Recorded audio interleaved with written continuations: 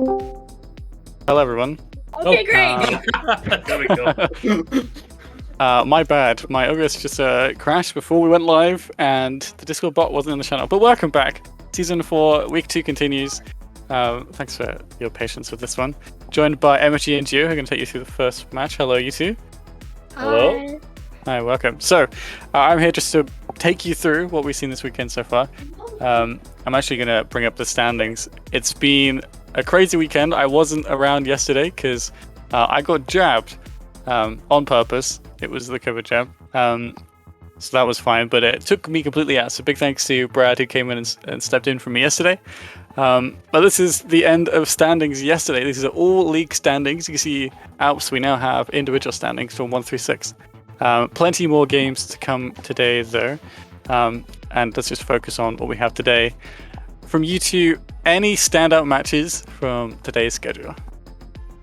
Well, I think that this Midtown Jets one is going to be interesting because I remember hearing actually when we were talking about another match with someone in that group, they said that Midtown Jets were a match they were looking forward to. So I'm going to see the reason why they said that, see what they have to do today against Nox.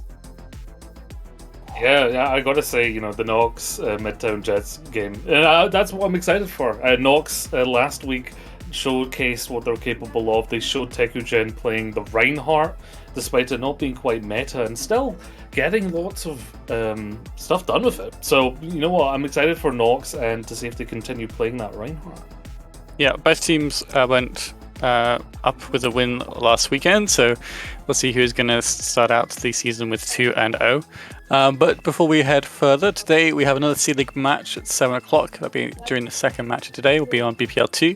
Trollus taking on Aristocats. And we'll have the final 2 matches tomorrow night to round out the C-League Robin.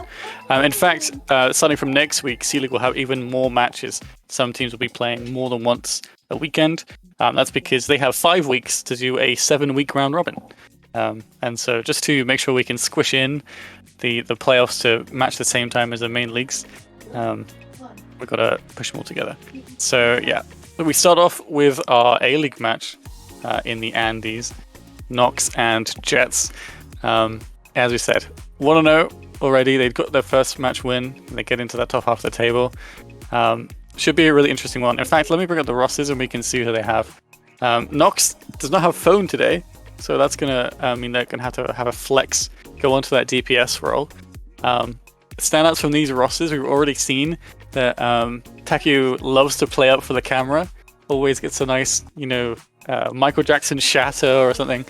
But we get the Taku versus Signet today. The high ground Rhino champion on that Reinhardt. Do you think we're going to see much Ryan here today? I hope so. Yeah, the Rhine battle is something that, is storied, It's like the mental chess game between 2 Reinhardts, and I've not seen it enough in Overwatch 2 because obviously the meta is more leaning to Zarya and D.Va at the moment, but with these players, I'm getting excited at the possibility of seeing it. Yeah, it's these rosters have so much history on them. You can see that we've got the Season 3 teams right next to their names as well. Midtown Jets full of them. We've got 2 Basalt and Battery players there. I wonder if they're going to be able to turn themselves around from that one. But just having another look at the schedule today, we've got Kitsune Blossom versus Catalyst. Both these teams, let's have a look at them in the bottom half of the B League groups, so hopefully they can get themselves to 1-1. Yoink and Meow Marauders will take them into the Brazil group.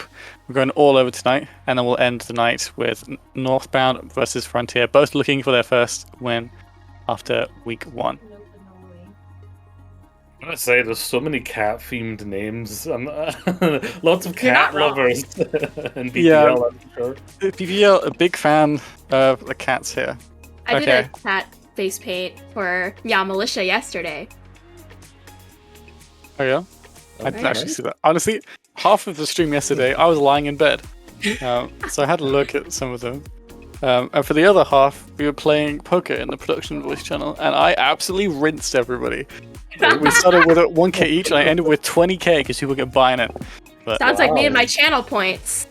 yeah, well, you can predict. You can't predict right now because I don't have the pred open, but we'll set up some predictions. So he's going to take out this first match. I can see in the lobby we're slowly waiting for people to get in. Looks like we do have 5v5. So in fact, I'm going to run back behind the scenes. And I'm going to let you two just warm us up a little bit as we head into Midtown Jets versus Nox. Thank you, Well, Solomon kind of made us in a good segue there for Preds. So, Gio, who do you have in this upcoming match?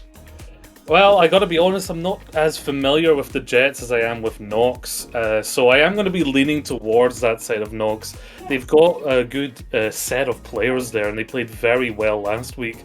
And they do have the map differential over Midtown Jets, which is one thing to note there in terms of the things that you're looking a little glitchy over there. No, You're right. the camera fuzzy curse. No, I thought I escaped this. Oh gosh. But no. in terms of my Pred, well, you say you're not familiar with the Jets, but I am. I'm familiar with the NFL Jets. And the NFL Jets, which is what Midtown Jets are heavily inspired by, are actually doing good this year. So I'm going to hope that translates into today's match. So I'm down for the Jets. Alright, yeah, try and see if the Jets' success can go to all the Jets around the world.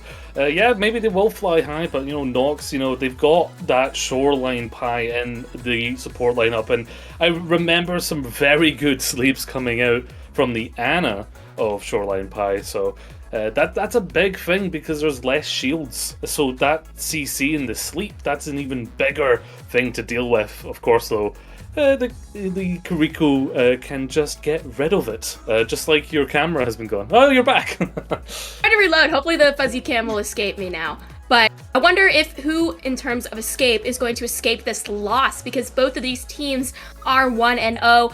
Clearly you don't want to fall. Oh, now it's you. Oh. Now it's you with the fuzzy cam. But clearly both these teams don't want to be in that 1-1 standpoint. So I feel like that's going to motivate both of them here to put out their best performance, which we will see first on Oasis. Yeah, and when you're equal in terms of the points there, you do want to showcase early on that you are the team to look out for. You want to cement yourself as the top dog in the group, and the of course you're showcasing to the stream. You're under lots of pressure when you're playing here, but these players, they're used to it and they can excel under it. Oasis, yeah, what are you thinking we're going to be seeing here in terms of compositions on Oasis? I know that Oasis is definitely a map where you could see a lot of things happening. Based on what I have seen from these players previously, I know we already talked about it a little bit there with Solomon, where hopefully we'll see some Reinhardt from both of these teams, particularly with that Tekugen Signet battle. In terms of the support line, though, I feel like we're definitely going to see a lot of Lucio, a lot of the stereotypical meta supports with the Baptiste in there as well. But also, I know particularly we talked about this yesterday for our matches, but Kiriko could be a viable pick in a lot of situations. So I'm very eager to see if any teams decide to pull that out. Yeah, Kiriko is very good in a lot of different ways. Of course, the cleanse is the biggest thing at the moment because we talked about the Rhine v Rhine. If you get 4-man shatter and the Kiriko's still up, it's not really a shatter. The instant cleanse gets rid of that stun and completely nullifies a lot of big plays like the anti-nade or the shatter or any other CC. So Kiriko is very good in that support lineup in counteracting the very few amounts of CC that's left in the game. So it really lets players play a little bit more aggressive, kind of care less about getting hit with stuff like those anti-nades. Very eager to see in terms of that which teams are going to be able to kind of counteract whatever strategies they find themselves going up against. Because like you said, for example, that cleanse, they have to come up with a good strategy in order to make sure that doesn't get too much value. But we're going to have to wait here a little bit longer. Teams are still trickling into the lobby. So I feel like we've said all we need to say in terms of just what we can expect, what we're waiting to see. So I guess, I don't know, do you like Oases? Have you ever been to an Oasis before?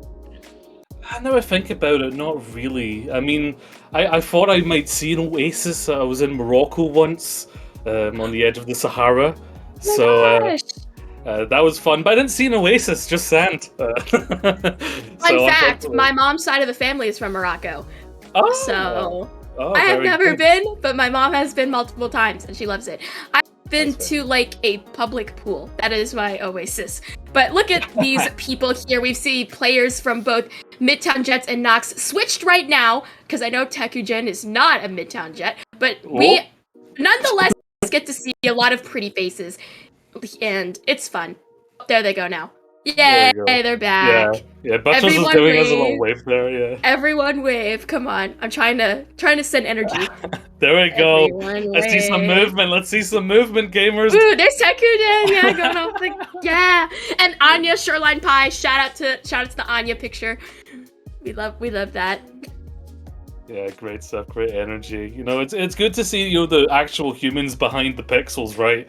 Reminder Yeah. that these people exist in the real world and are, human beings. Something the people in my comp games could be, good to remind them. Yeah, for sure. Definitely so. But looking at this map set here, like we said, we're starting off on Oasis, but then we're going to go ahead and go to Circuit Royal, which is, I believe, a payload map. And then, if need be, we will go to the name I can't pronounce, Esperanza, which is a push map. So hopefully we'll get to see some push this week. Yeah, I think Esperanza is it. I was listening to the announcer of the actual game mode, and she said Esperanza, so I'll go with that for now. But of course, if anyone knows Portuguese, let us know. Yeah, I'm a little lost. It looks like we are going to end up seeing that Ryan v. Ryan battle, at least for this moment in time. Maybe they listen to me and they're going to give me my wish. But in terms of the other things that we're running, we see the support line pretty solid. DPS line, though, we see differences. Midtown Jet looks like they're going to opt for the Sim Torb. Or not. Or not. There's still the Sim, but now it looks like both teams are going to roll out on the Mei. Yeah, that Mei is going to be something to look out for here. The wall still very good in sectioning off that play, especially in the Ryan v Ryan. Charging right in there, and immediately the wall comes up. Tekugen is in a lot of trouble. Immortality Field is there to try and save it. For now, Tekugen still up, is going to get taken out there. The Wi-Fi too strong. The force of the Midtown Jets very strong in this first fight. A bit of a split push here from Nox. Still trying to keep this fight going in this poke stage as they're trying to work things out right now. The point still in control of the Midtown Jets. Was going to come up. Signet in a lot of trouble, is going to go low, but the support is there. Tekugen igniting a big wall counter charge coming out, and Tekugen needs to back up, dealing a lot of damage, but fear of harm has harmed Wi-Fi enough, takes them out of this fight.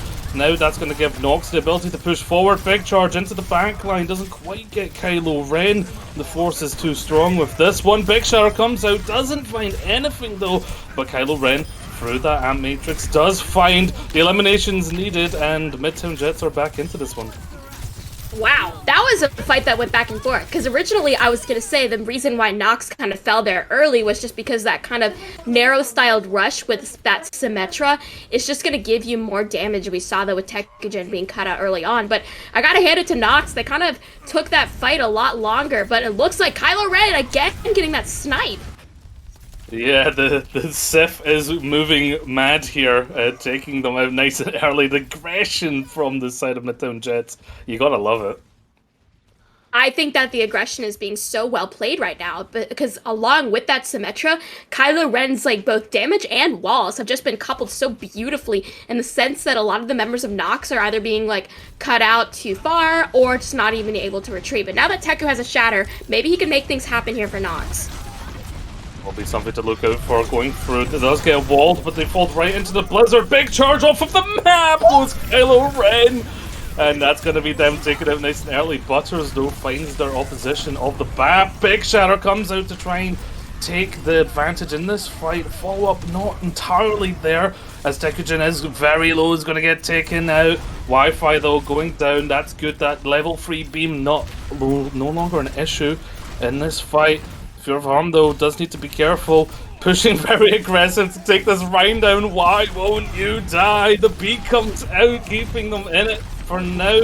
Counter beat though is going to allow Nox to sustain for a moment here before they go for the re-engage. It's a shatter to cancel the high noon, and that's going to be Midtown Jets likely taking this point here.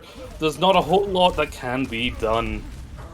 You gotta feel unfortunate there if you're Nox, because you kind of committed every ultimate you had to get that point back, but just Midtown Jets was able to pace themselves and utilize their own ultimates in a way that essentially nullified the effects of what Nox was trying to do.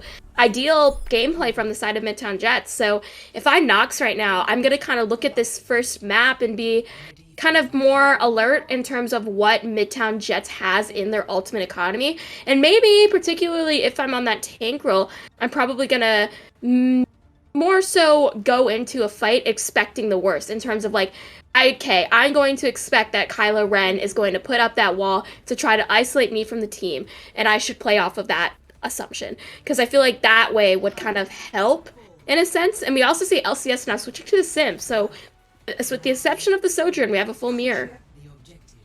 Yes, and that could be the decider here in changing things up. In fact, actually swapping off of this match, and already Signet finds Fear of Harm with a Fire Strike. That is a great opener here for the Midtown Jets, as they're going to be pushing forward with an advantage. It's that 5v4. Decagen trying to get something done with the charge, doesn't quite find what they want, and there's a big boom off the map shoreline into the shore itself.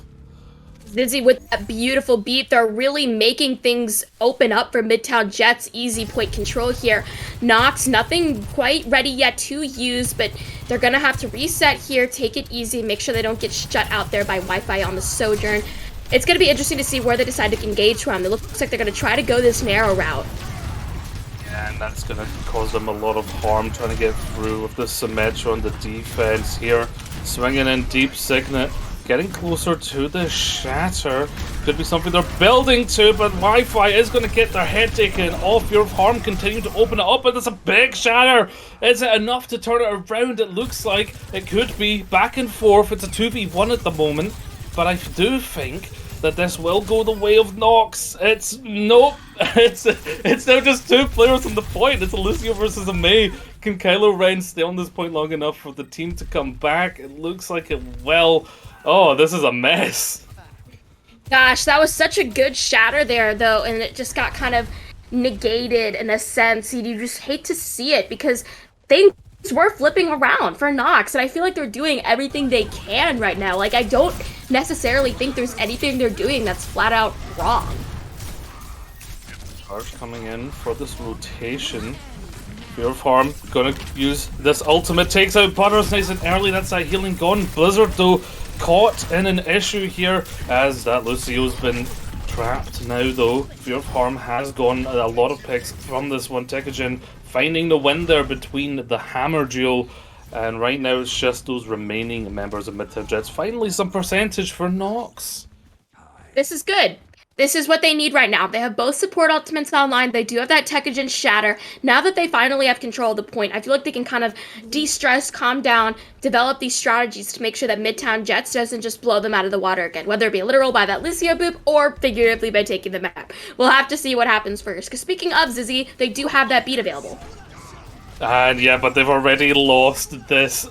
Baptiste, the beat does need to come out to sustain for now, and they need to be aggressive because they don't have that sustain, but this fight is going long, and therefore Midtown Jets in the favor. They still have that Baptiste for the healing, and that's going to be a quick recontest there for Midtown Jets. As we tick into the 90s zone, Midtown Jets, last fight territory essentially here for them. Nox really need to make something happen here if they want to stay alive in Oasis. And it looks like they're going to try now with LCS on the point with the Blossom. Oh yeah, didn't quite get what they wanted with that Blossom there. Tekajin now on the point, but stranded. This ultimate from the Sojourn dealing so much damage, taking them out of it. And there it is, Midtown Jets taking Oasis 2-0. That was really well played by the side of Midtown Jets, I have to say it. I feel like both their ultimate rotations and their overall general rotations were pretty good in terms of like the synergy of the team was able to be exploited at every possible moment, as well as just individual damage dealing. Like, I don't want to sound like a Captain Obvious, but we saw like Kylo Ren doing really great work there on the Mei.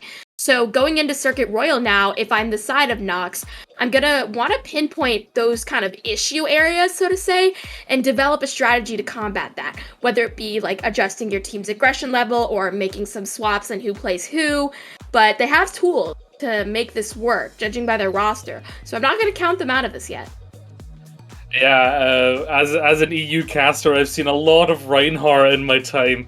As EU players do like to play Reinhardt and Brawl, so I will say, I think it is the aggression levels, like you said. That's a very big issue right now for Nox, because Midtown Jets, they're flying in at Mach 2. That's a fast speed, right? And yeah, Nox not quite able to handle that aggression yet. A bit of a slow burn right now, and it is worth noting that they do have a Ring Arena substitution, but Fear of Harm, despite that, is still doing quite well for the team. I definitely agree with you. I feel like Fear of Harm is definitely getting those kills as well on that Sojourn. Like, for example, one of the fights, they managed to get 2 of those overclock kills. And in theory, that should have opened things up a lot for Nox to kind of take it. So I think it couples with that aggression level. Because if they had the good level of aggression, they could have capitalized on those kills. So I hope that the team synergy is able to be modified coming into this next map.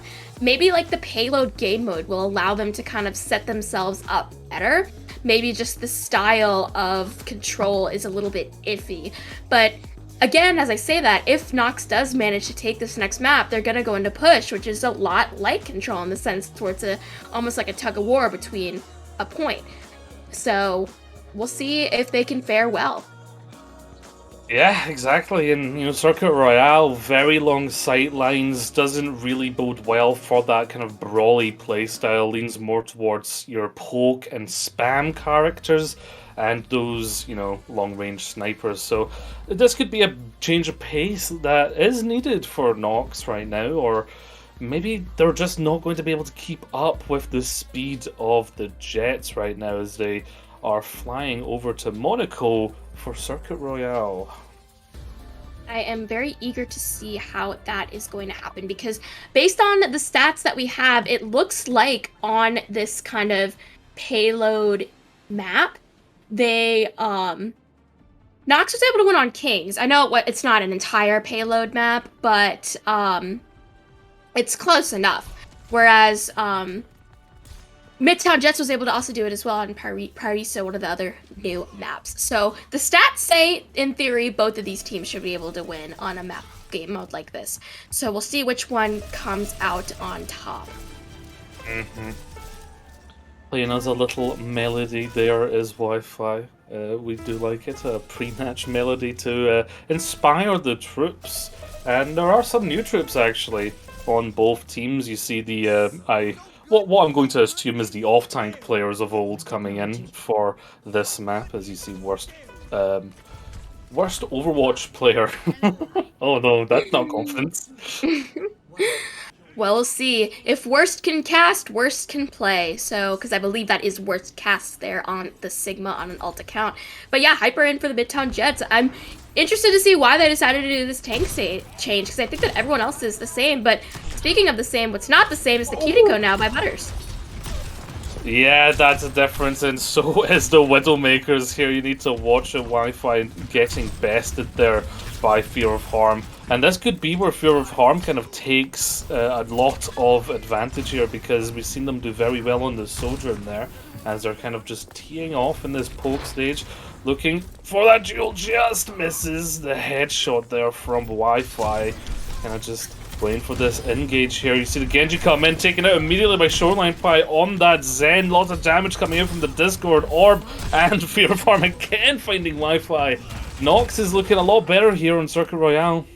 Nox definitely feels more comfortable with this composition they're running, and Circuit Royale is allowing them to do that. So it's basically like the map is catering to their comfort picks, almost as if that they picked this map, because we know that these are preset maps, but like I said, it kind of feels that way. So Midtown Jets still sticking to their composition despite losing that first round. Oh, that's a rough pick there. That's really going to stagger your engage here. And you're going to have to stay in that poke stage, and I'm going to say, like, the Zarya is finding trouble trying to close that distance. The Sigma shield, one of the last remaining shields in the game there. is causing issue for the side of Midtown Jets as they're kind of jostling for position on this high ground, trying to push that Sigma back, get some space here for their DPS, and Wi-Fi on this Sojourn has had enough trying to out-widow Fear of Harm, and now they've pushed in there. There's Kylo Ren with a double melee there, taking out the Zen and the Widow there. Now Midtown Jets on a roll in this first point here, likely to swing it all the way around and secure it. That was a good kind of execution of that model dive comp. Kylo Ren getting things done, already worked up to a blade. Nox, though, now switching over to the Zarya of their own to try to combat this in an almost pseudo-mirror. And it looks like Shoreline Pie. The teacher takes out the student. Yeah, it's a very good pick, but unfortunately won't lead to them defending that first point. Now it's on that big high ground second point, being very aggressive here with their plays. Butters taking out that Zenyatta in Shoreline Pie. Fear of Harm, though, equalizing. Now the defense are going to stabilize a little. I really hope that Fear of Harm is able to get more on this Widowmaker because they look really good right now so far. So I hope that on this like second point, although like you could argue that this point is a lot narrower than the first, I think that Widow still has a lot of opportunity to get some good picks in. So Midtown Jets, I feel like they still need to watch out for Fear. Yes, and LCS, they're now on the Reaper. Is going to be trouble for Hyper, but gets a big grab. Is going to be counteracted by both the Immortality Field and the Transcendence. Wi-Fi, though, is just going to one-shot that Widowmaker there, giving Midtown the advantage pushing forward. Also, going to be popping this Kiriko Rush, Kitsune Rush, and the Wi-Fi going to utilize that perfectly. Midtown Jets definitely put in a lot there to secure that fight, whereas Nox kinda did with the support ultimate response, but now Midtown Jets for their attack, it might slow down because statistically on payload maps, third area is always the one that the defense is able to kind of find their footing on if things are going rocky in the beginning. And now we see Nox making even more swaps, especially with LCS now on the Reaper getting that kill onto Wi-Fi, already proving that this might be beneficial. Yeah, maybe this will be enough, but here comes a Beat Blade trying to get the value from Kylo Ren. Never mind Lightsaber with the Katana getting that massive value. I was literally about to make that joke if you didn't, because just that was just so clean. Out for revenge, just like Kylo Ren himself. Maybe Nice. I watch Star Wars, but I'm watching this, and I know that the Zarya on the side of Nox has that Graviton up and ready to go. Definitely a good tool to try to stop this pacing of Midtown Jets if they can get as big of a grab as Hyper had done on that second point.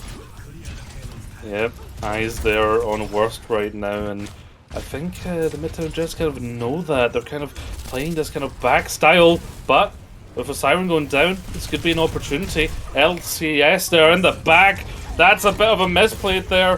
Mispositioned, going to get taken out for it. The grab comes out, doesn't get the value that they want, and Midtown Jets are coming onto this final point here, and they're still losing members.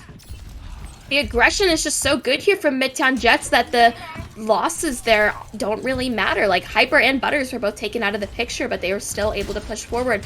Now they're kind of waiting to regroup as you see that the spawns from Nox are going to be more than what they have now. But LCS now has that Blossom to kind of get in the backline again with, so this could come up huge. That's a big Graviton Surge. Immortality Field not even able to stop the surge now of the Midtown Jets pushing forward with a Fury here. You see the Reaper in the back trying to get something done, but can't stop the Fury of this push. Needing to touch now, but gets booped off of it, and that is a healthy time bank. That is a healthy bank indeed, the Midtown Jets. That was, again, another clean showing. They were just able to keep that momentum going, and anything that Nox tried to throw at them, they recovered quite quickly. And I feel bad because I'm trying to figure out what exactly Nox is not doing. Because like I said, it's more of like, it's not like they need to stop doing something, it's more they need to like start doing something. Because like the DPS, they're doing great, they're getting kills, they're doing what they need to do. The tanks are getting in there trying to get something going with the Graviton. So I'm just trying to think out loud here what possibly Nox could change. Yeah, and you don't get a lot of time to really explore that. It is first to 2 here, so we are on match point for the Midtown Jets. So Nox really needs to find that something that is missing, that hidden gem right around the corner. One more block and you'll find diamond. And right now, you know, they're mining away, looking for it, but can they get to the ore that is the... I don't know why I'm talking about Minecraft so much here. Explain it to me in Minecraft terms. Well, I guess I'll try it in Minecraft terms too. If they want to go out of the Nether, Nox is gonna have to defeat the Ender Dragon here. Hell yeah. And the Ender Dragon's actually hiding in this forward room, looking to shock them here with as Zarya comes out. Fear of harm, they need to back up, not wanting to play at that unfortunate range for the Widowmaker. Still though, attacking forward, Nox still pushing on. They weren't surprised by it. Oh, but Shoreline Pie, hold on a second. Support who? DPS more like. Kylo Ren though in the back, making issues in the back line, but Kylo Ren is all alone now. I think that now that Midtown Jets are on the defense, I don't know if Widow's going to be the right play. Now we see that Sojourn coming out as the swap, because I was going to say the reason why is because the Genji's just going to get in your backline and bully that Widowmaker. So I'm glad that Nox was able to realize that pretty quickly. That's a good sign of adaptability on their part. Absolutely, adaptability, a huge component in team play here, especially in Overwatch in this day and age. As this point slowly making its way, you see the Zarya pushing forward, Hyper trying to get this space, but it's still being burst out despite the bubbles, but has allowed Kylo Ren to get into the back there and find Shoreline Pie. That's that core stay ability gone, that healing from the BAP no longer available. Again, another great fight from Midtown Jets. They were able to isolate who needed to die first. They did it in a way that didn't cost them anything, like no ultimates committed, no one really off the field substantially. So now Nox coming back in here for another attempt to push this payload over to that first checkpoint. Yes, looking for that opening here, waiting for the opportunity to push in. Here it comes with a bubble onto LCS. Not quite at this blade yet. Kind of just waiting for the ults to come online, possibly, as they're just kind of teeing off in this poke stage. Something needs to be done, and there it is. Fear of harm opening up with the Wi-Fi. Consistently good aim, the accuracy very high here on the hit scan of that railgun, and that's going to secure them that second point. That first point. That was good. That's what they really needed there, that kind of momentum shift. So now they're literally in the driver's seat by moving that payload. And look at how aggressive they are now. It's good that they're pushing up now. Midtown Jets being forced to fight out their own doors. They just need to make sure they don't get caught out by anything tricky. Oh, well, there it is. Trick or treat. They've been taken out, and Midtown Jets utilized that grab very well. LCS in a world of hurt right now. Took them a shockingly long time to clean that up, actually. Oh. Yeah, and even the blade popped out. Siren is actually going to make it out of there. Kylo Ren has a blade of their own. This time not needing to worry about LCS. There's the Graviton Surge and the Nano Blade coming through. Trying to slice through them, but it's not pumpkin carving season for Kylo Ren, as they are going to have to back up. The beat also engaged there for Midtown Jets.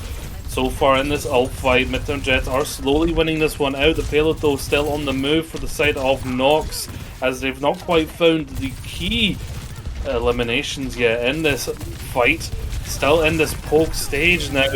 Continuing to push though, which is good for the attacking team, but they're not finding too much. Wi-Fi pulling the trigger now. The railgun going to be dealing that high amount of damage that Sojourn is known for, and that's going to be this fight cleaned up. I gotta say, in that fight, Butters walked so Wi-Fi could run, because Butters got a beautiful anti-nade there at the start of that fight before Wi-Fi popped that overclock, which allowed them to clean up all those different kills. Again, great example of team synergy there for the side of the Midtown Jets. Nox still have about 2 or so minutes to work with, but they're kind of getting a little bit scared here. Nothing's really working. Yeah, just kind of a trepidation, and it's really been followed up on by the Midtown Jets. Again, just outpacing them here with this aggression. they're just not prepared for the forward-thinking, forward-moving Midtown Jets. I like how they're moving and thinking forward, even though they're pushing the payload backward. Because, like I've been saying, like, I hate to sound like a broken record, but all of the signs of that synergistic team are there, and that's why Midtown Jets are consistently winning out on these fights. But Nox has tools to do the same. It's just about that kind of execution and seeing what exactly they need to change. Ooh, Kylo Ren coming in strong there. Gonna be taking them out. Didn't even have the nano there as Butters was eliminated early with a deflect. LCS actually getting 2 by the end of that fight. But again, Midtown Jets were just on the ball. I'll be crazy, but I know that the Genji Sojourn Mirror is pretty powerful, but maybe they want to switch to something with some CC since Kylo Ren is pretty well known so far in this match for kind of messing with that backline. We see it right now at the Genji battle, so maybe that is something they might want to switch up here if it doesn't come to fruition just yet. Graviton Surge and an Amplification Matrix coming out. Isn't finding it though. And again, Kylo Ren is in the back, dealing that damage. Hasn't been dealt with yet. LCS though, trying to make it their time. Pulls out the blade, takes out Butters and Wi-Fi. That's going to turn it around. Now they need to clean up that pesky Kylo Ren. I didn't know that they did that. It said like revenge at the top after the Genji got that blade off. That's kind of cool. A nice touch there. That for Overwatch 2, but Nox has officially taken the payload to second point, so now they are able to see if they're going to be able to take this payload all the way. So far not being pushed just because they want to be aggressive enough to kind of give themselves space to push so that Midtown Jets will have to be back at spawn. Yeah. Slowest moving Formula 1 car I've ever seen, to be fair. Oh, there's a nice opener there from Worst. That's actually going to really secure it for them on this attack. Getting it through this kind of corridor area into that final corner. Of course, corners very, very important in all FPSs, but particularly in Escort. Curious to see why Butter's switching back onto that Kiriko, because it previously was on Ana, and like I highlighted, like the nades were pretty good. So I wonder if he wants to try to use that Kitsune rush here in these last final moments. But minute left on the clock. Siren does have a beat, so anything Midtown Jets can throw at them, they have a protection. Yeah, but that beam from Hyper went right through the deflection. You can't deflect the beam, we'll just melt the sword. But hold on a second, possible turnaround is going to be quenched there. Butters with that headshot. Of course, Kiriko has that 3 times modifier on the headshot, so very good if you're skilled with the character.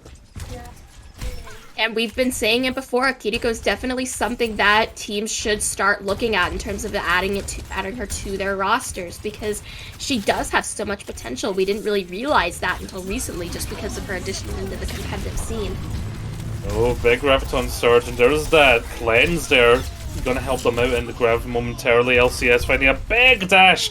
Kylo Ren's blade not working out as it has in the past. The side of Nox able to deal with it with only losing a few of their members as they push forward here. This could be the final fight. Someone does need to touch, and it will be Kylo Ren. Likely. Actually, no, they do have enough time here. Overtime fight has begun. Stewart died, but that's a big grab in the back line. Immortality Field out in a good position. It's going to nullify a lot of the follow-up. LCS with the blade. Gonna find Butters. Fear of harm. You need to touch the payload. Oh. Very nice final fight there from Nox. And they will get that 1 minute. But they're up against 3 minutes. This is going to be an uphill battle for Nox. Uphill indeed, but they managed to overcome the odds there. Like, we obviously don't have the stats, but I would imagine if we were seeing a probability scale, I think it would still be like in the high for the Midtown Jets, but then it must have taken a massive decline there as soon as Nox completed the point. Definitely. Look at this beautiful skyline. I gotta say, you know, one thing didn't change, and they are just great at making beautiful maps. This Monaco setting working well. And I do know some of our production staff are in an F1 watch party at the moment, so it's in theme with the behind the scenes of BPL. I like it. Behind the scenes, behind the map. But on the front of the map, we see Midtown Jets getting set up on their second defense here. Nothing new in terms of changes. Butters starting out on that Kiriko yet again, as opposed to that Ada, like we talked about. Fear of Harm on that Widowmaker for the attack, hoping to get something like early on to make it easier, since Nox only has a minute on the clock to get as far as they can. Yep, it's do or die now. This is where the pressure lies for the players. Going for the same play. Midtown Jets, expecting Nox to have goldfish memory, I think, but they know exactly what's happening.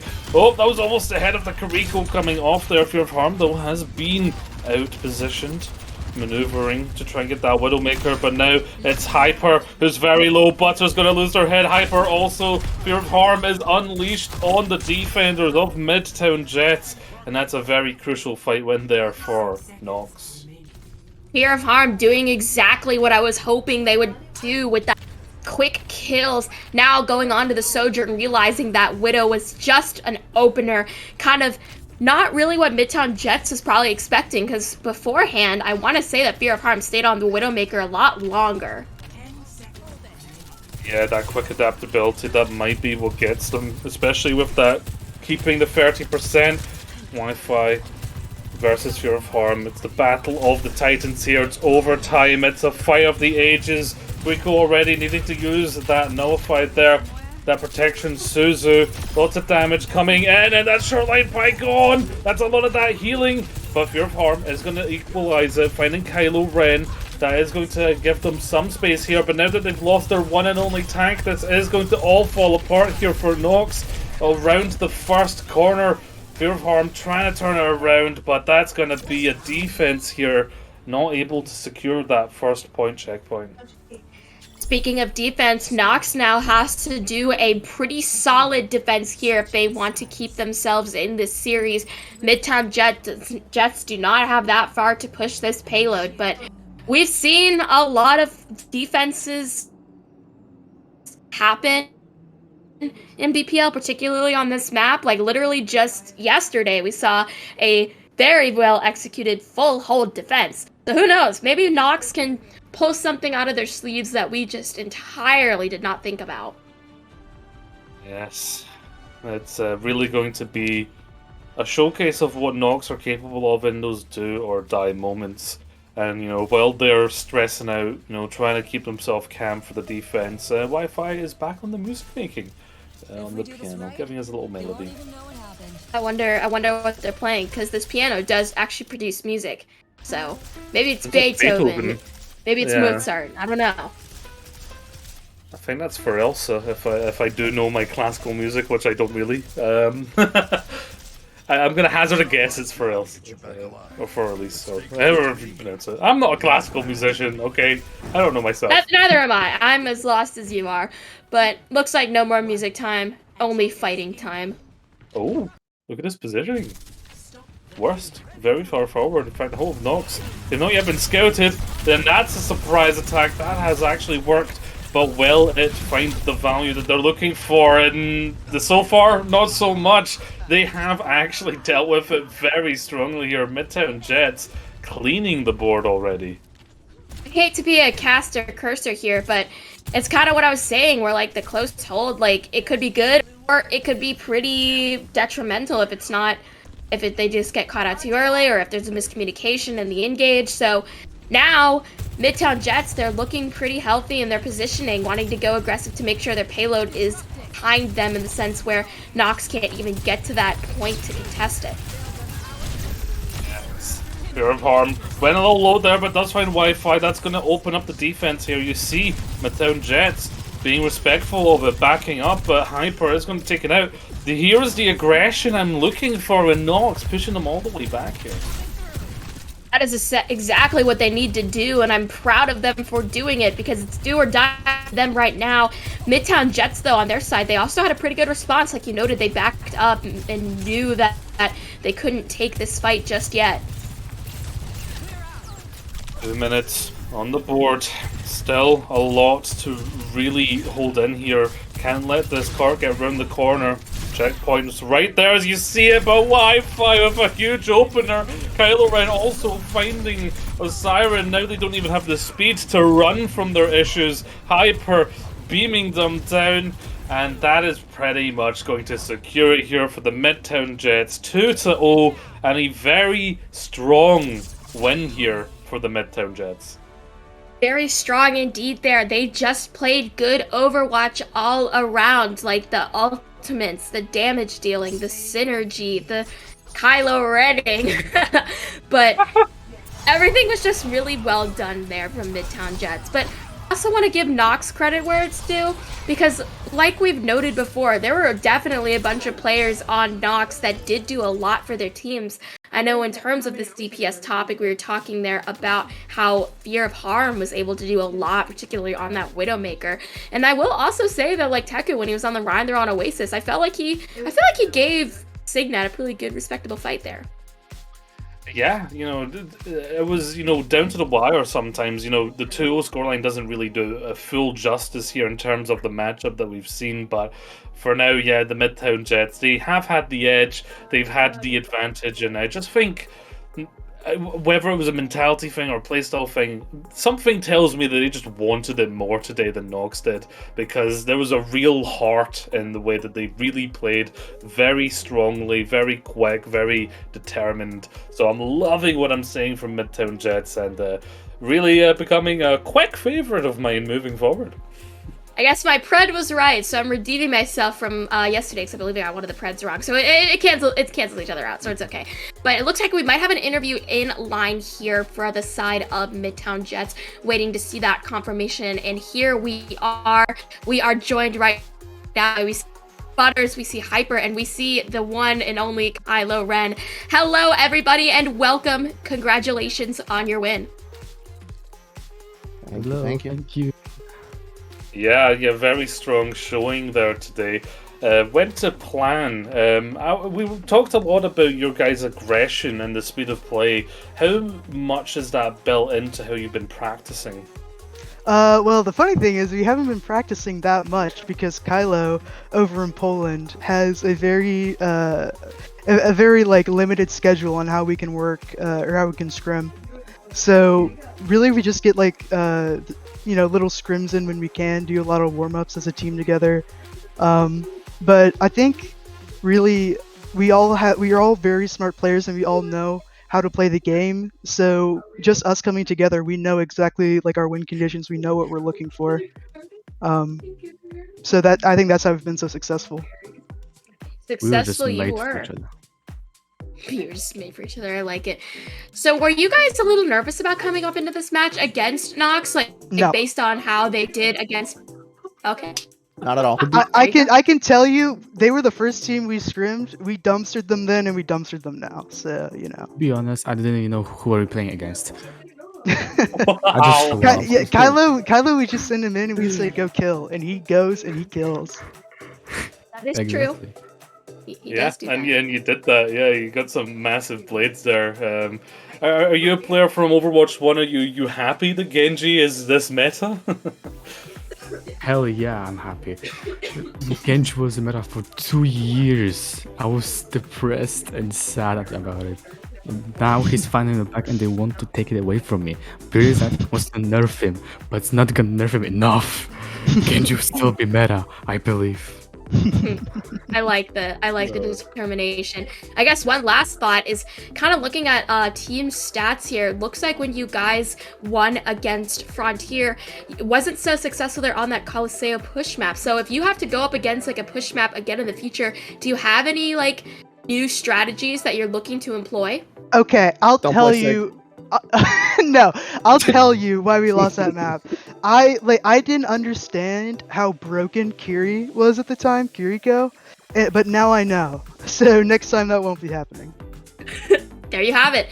I guess if no one else has any comments, questions, concerns, we'll wish you on your merry way. Again, congratulating you guys on your win, and good luck on your next match. Hold on, I just want to say for 1 second, shout out Recurve OW for motivating my team to win.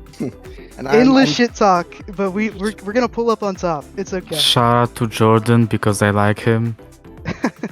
I'm excited to go against Noble and show Recurve that I'm the best. That you are, just are. I am. Well, go ahead and prep for that match. I will wish you guys happy merry way. Thank you. Thank you. Thank you so much. Bye-bye. Well, that does Bye-bye. it for Geo and I right here, right now, but it does not do it for BPL as a whole. Stick around for more exciting content coming up next. Yeah, it's gonna be great. We've got a full day full of amazing matches, and this was only the beginning of a great showing from the Midtown Jets. You can also find the C League on the second stream, which is where I'm floating on over to now. But yeah, the main stream also full of some great matchups, so definitely don't go anywhere.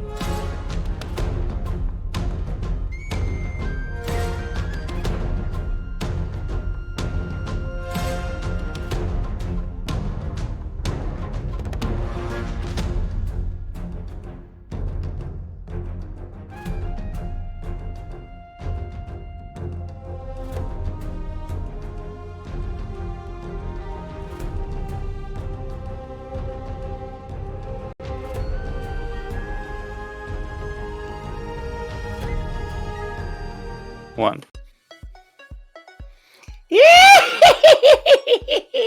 Hello, my pretties, and your little Overwatch fans too. We are back with more Bad Pachimari League.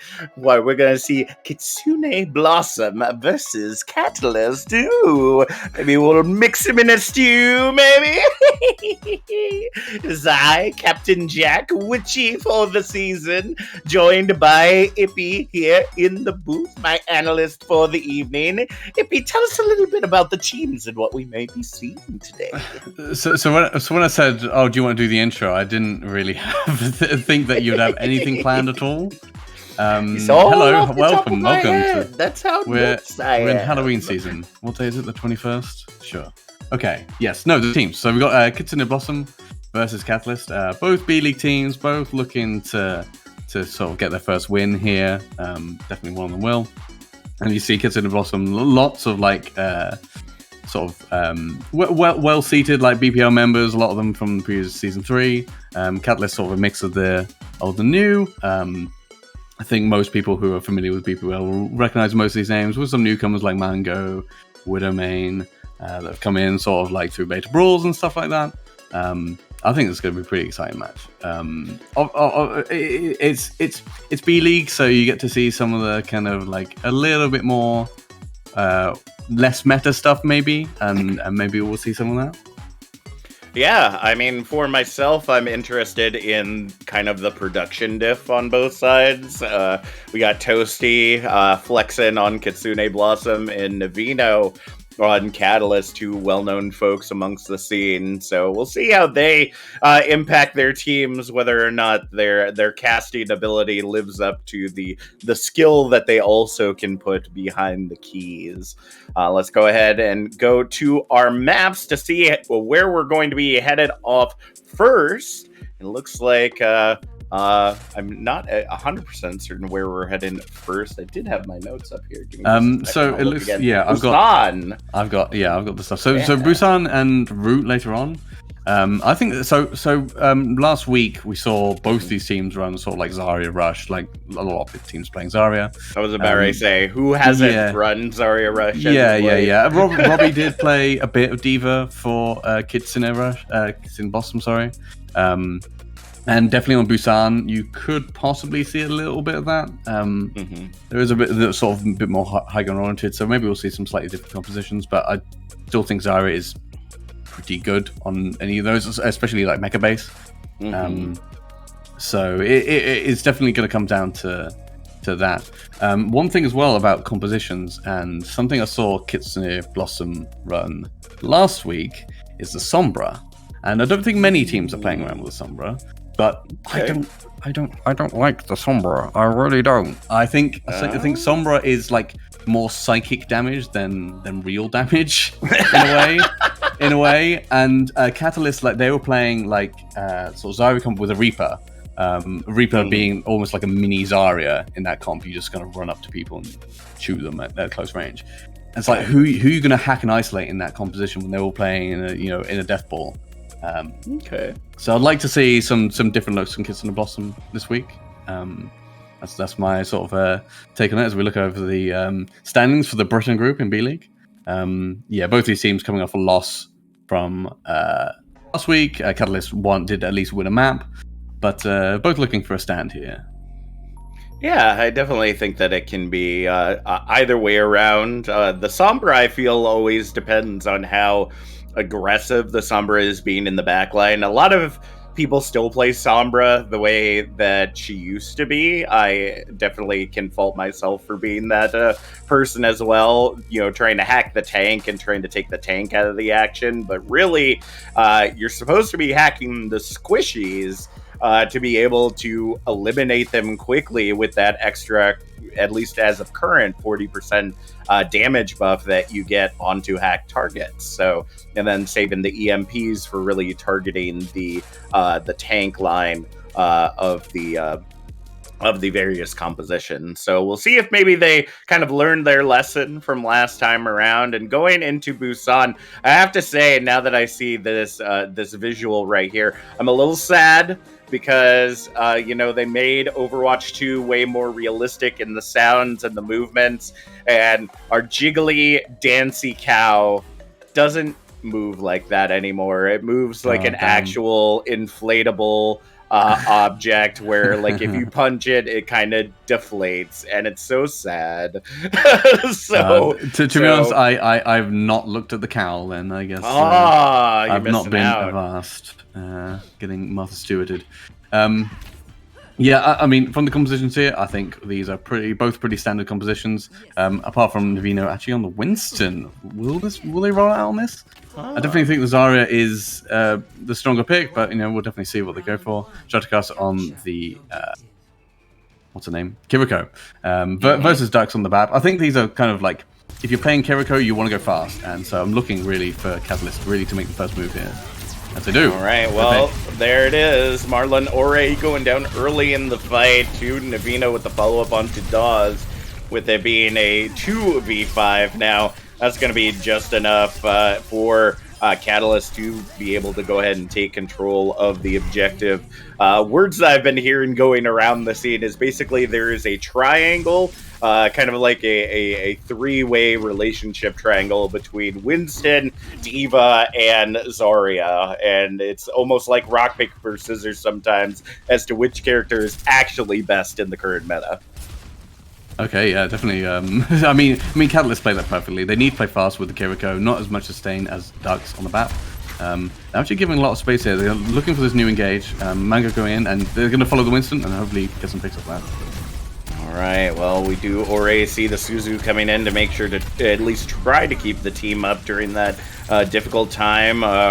Robbie swapping over to the D.Va is able to go ahead and run down Navino, but the flip has not happened just yet as we approach the 40% mark.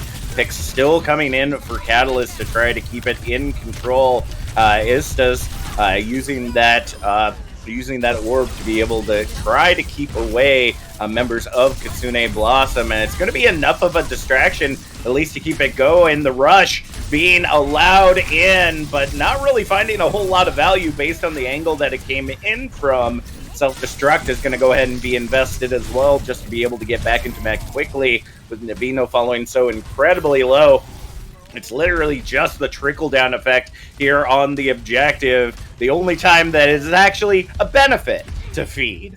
As we go ahead and pass the 70% mark, Catalyst, without investing really much more than a Kitsune rush that didn't get value, they've got quite a bit to work with as Navino swaps to the right. And it's a great start for Catalyst. They force the lamp out early and they get picks off that. But some great DM action from Robbie there, saving doors for just long enough to stall. Oh, that is a Blossom. That is a Blossom of Blossoms. And yeah, with the ults in the bank, yeah, they definitely just win that fight straight up. I mean, easy day right there. Just be having no defense matrix or only a single shield to have to dance around makes it super easy for the rest of the team to take advantage of. Yeah, the Rhine I think is going to struggle against this. You know, Kitsune need to be playing super fast into the Rhine, and they kind of just run past him, bullying him. It looks like Marlon's in position to pop the overclock, and there it is. I think right now the goal is to try to see if they can keep the Rhine in play enough, because with no shield, it's going to be easy to get shatters off of it. But with such a mobile composition, it's going to be difficult for them to continue to push in. Istas able to find Dawes, though, with the railgun. As we see falling incredibly low is Navino, and it gets Goomba stomped by Robbie along with Obscure. At the 69% mark, we will see a very nice hold coming out from Kitsune Blossom. Mango is trying to turn the tables on their own with Istas, and somehow will actually be successul. Yeah, I was so fearful that that double squish would flip the point, but no, luckily not quite that insane.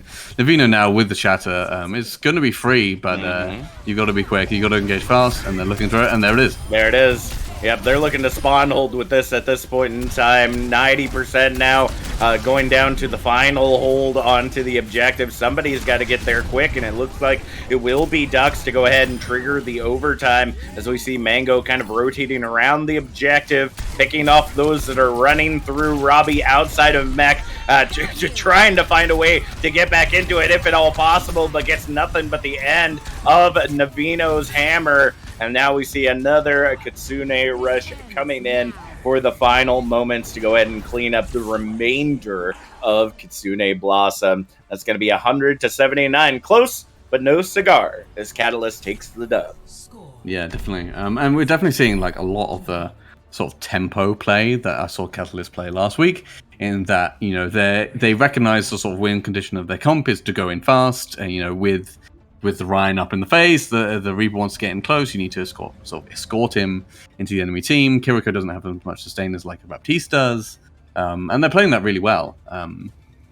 And we move on to downtown here. This is a sort of map which is a bit sort of weird compared to the others, where you can play a lot of high ground oriented, and that's what we see Robbie do with the Diva here. We're going to see Mango as well on the Genji. Genji, really solid pick right now. I think, you know, really good at sort of building the blade, harassing the backline, but it's going to be a pretty difficult backline to harass in this way. I mean, it's already up into Kitsune Blossom's face. Yeah, I mean, the biggest thing is that the Saran composition really just kind of gets in your face and just starts to swing, and regardless of who you are or what you're doing. As you can see right there, a little bit of tinnitus, and a couple swings later, and everyone is cut down. This Catalyst goes ahead and takes the objective and starts their climb. Yeah, definitely. It's like with no ultimates at all built, it's going to essentially be another neutral fight here, as Kitsune Blossom have to look for the approach. Marlon definitely still has that kill potential. That's always a possibility with Sojourn. But we'll see how they escort the Reaper here. So goes to attack, but the pin. Ooh, gotta remember that cancel for the charge there. Unfortunate position that Navino is in. Marlon will go ahead and find the elimination onto that. Mango and Fruit battling it out, trying to get away as best they can. Will able to get under the protection of the Suzu, but that only lasts for just a moment as the cleanup comes in. Overclock, though, and the Kitsune rush invested to try to see if they could take Robbie and the rest of the team off of the point. Navino finds themselves back in the action and is able to slice down both Robbie and Marlon, and in a very close hold there from Catalyst, they're able to go ahead and take the point back. Yeah, Navino unfortunately losing the shatter in the animation, got killed immediately, but Istas, Stratogas are able to back and use the rush and the overclock to advantage. Robbie has a grab here, but the beat? No. The beat ends up getting canceled out. The Suzu not there fast enough to be able to keep them protected. Marlon on that high ground has the overclock ready if it is needed, but it looks like they're going to hold on to it as best they can right now. The Suzu invested once again as we go ahead and see Navino with the cancel charge, making sure to only send Robbie over the side, not lose their own life in the process. Fruit doing everything they can to try to be able to hold on the Disruptor Orb, looking to try to get some damage in, but isn't going to be successful in that right. With the Blossom online, we will see Kitsune go ahead and take control of the point. Yeah, these fights are scrappy. I mean, it's, you know, getting a couple of picks on either side, but it's always just the sort of last members that are able to kill it up, and Mango there doing a great job. Marlon with the overclock here, looking to pop it, but who needs it? Mango's already in. Yeah. I mean, with a little bit of damage that ended up coming in from that Disruptor Orb, it was just enough that unless they really invested something heavy into making sure that they stayed alive, that Blossom was pretty much free reign with as far away as Navino was from the rest of the team.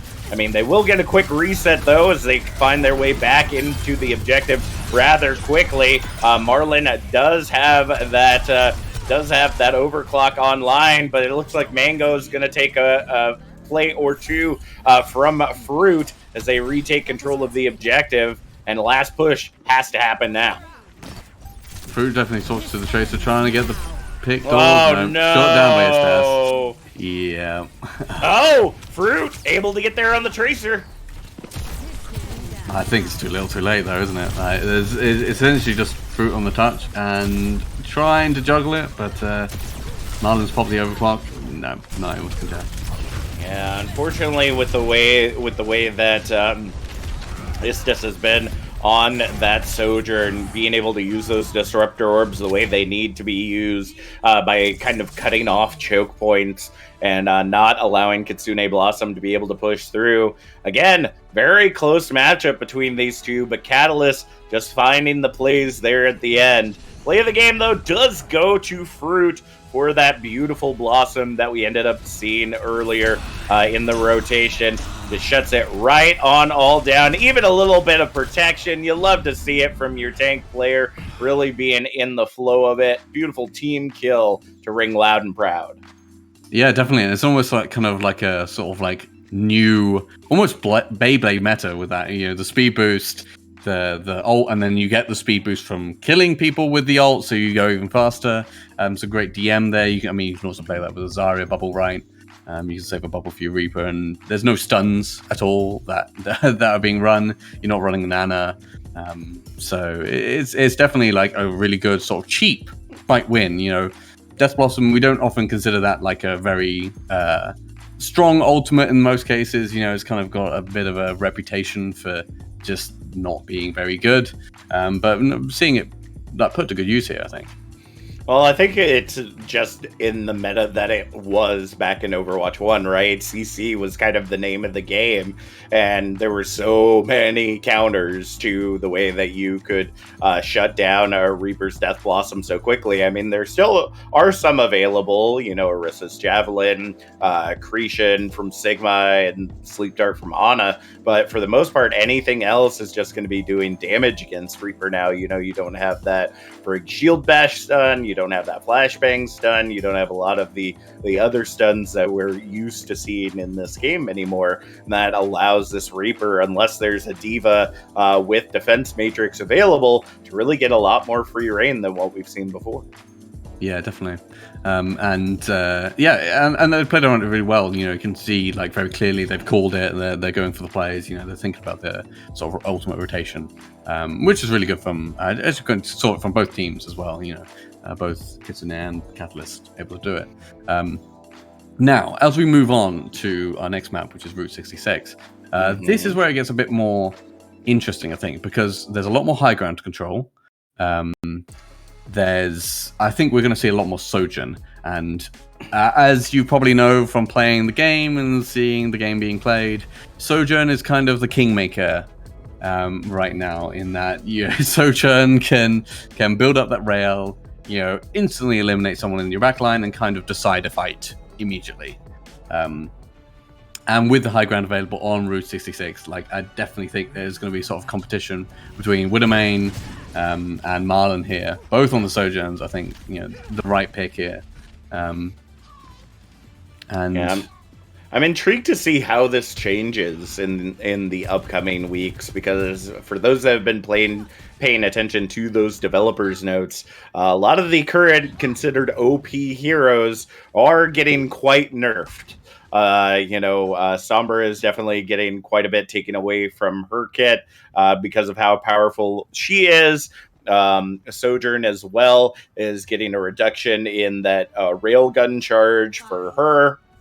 Zarya getting a little bit more time in between resets of her bubbles to keep her protected. So we'll see kind of how things change going forward. But I guess I'm really surprised that we haven't seen as much investment in that Zarya with as powerful as she's been, other than the very beginning of this matchup. Yeah, and maybe that's something to say about the sort of high ground, the differences in the map compared to like something like Midtown, which is very similar to something like Throw. There's lots of low ground, like easy approaches on the high ground here. Widowmain with the first pick. Oh boy. Already seeing those picks coming in strong right there, but Fruit and Robbie able to dive that back line after Navino's going down, and it is going to be successful in doing so. Now they gotta get that objective cleared, as they let it get a little too far, at least for my taste, as it would be in this particular game.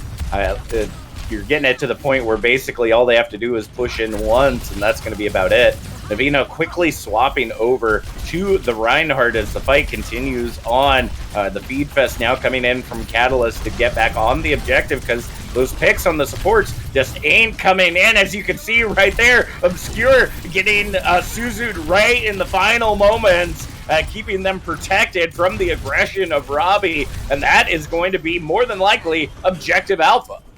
Yeah, and definitely, I think like a lot of that as well was, Catalyst lost a couple of picks early. They lost Navino very early, but they were able to like make sure it wasn't a complete stomp by Kitsune Boston. They were able to sort of even up, and with the better spawns, able to come back in. Navino running back on the Rhine. Obviously, would have been opening that fight up, already built up to the overclock as well. That definitely sealed the deal, and then looking to challenge here, but Strategos goes down.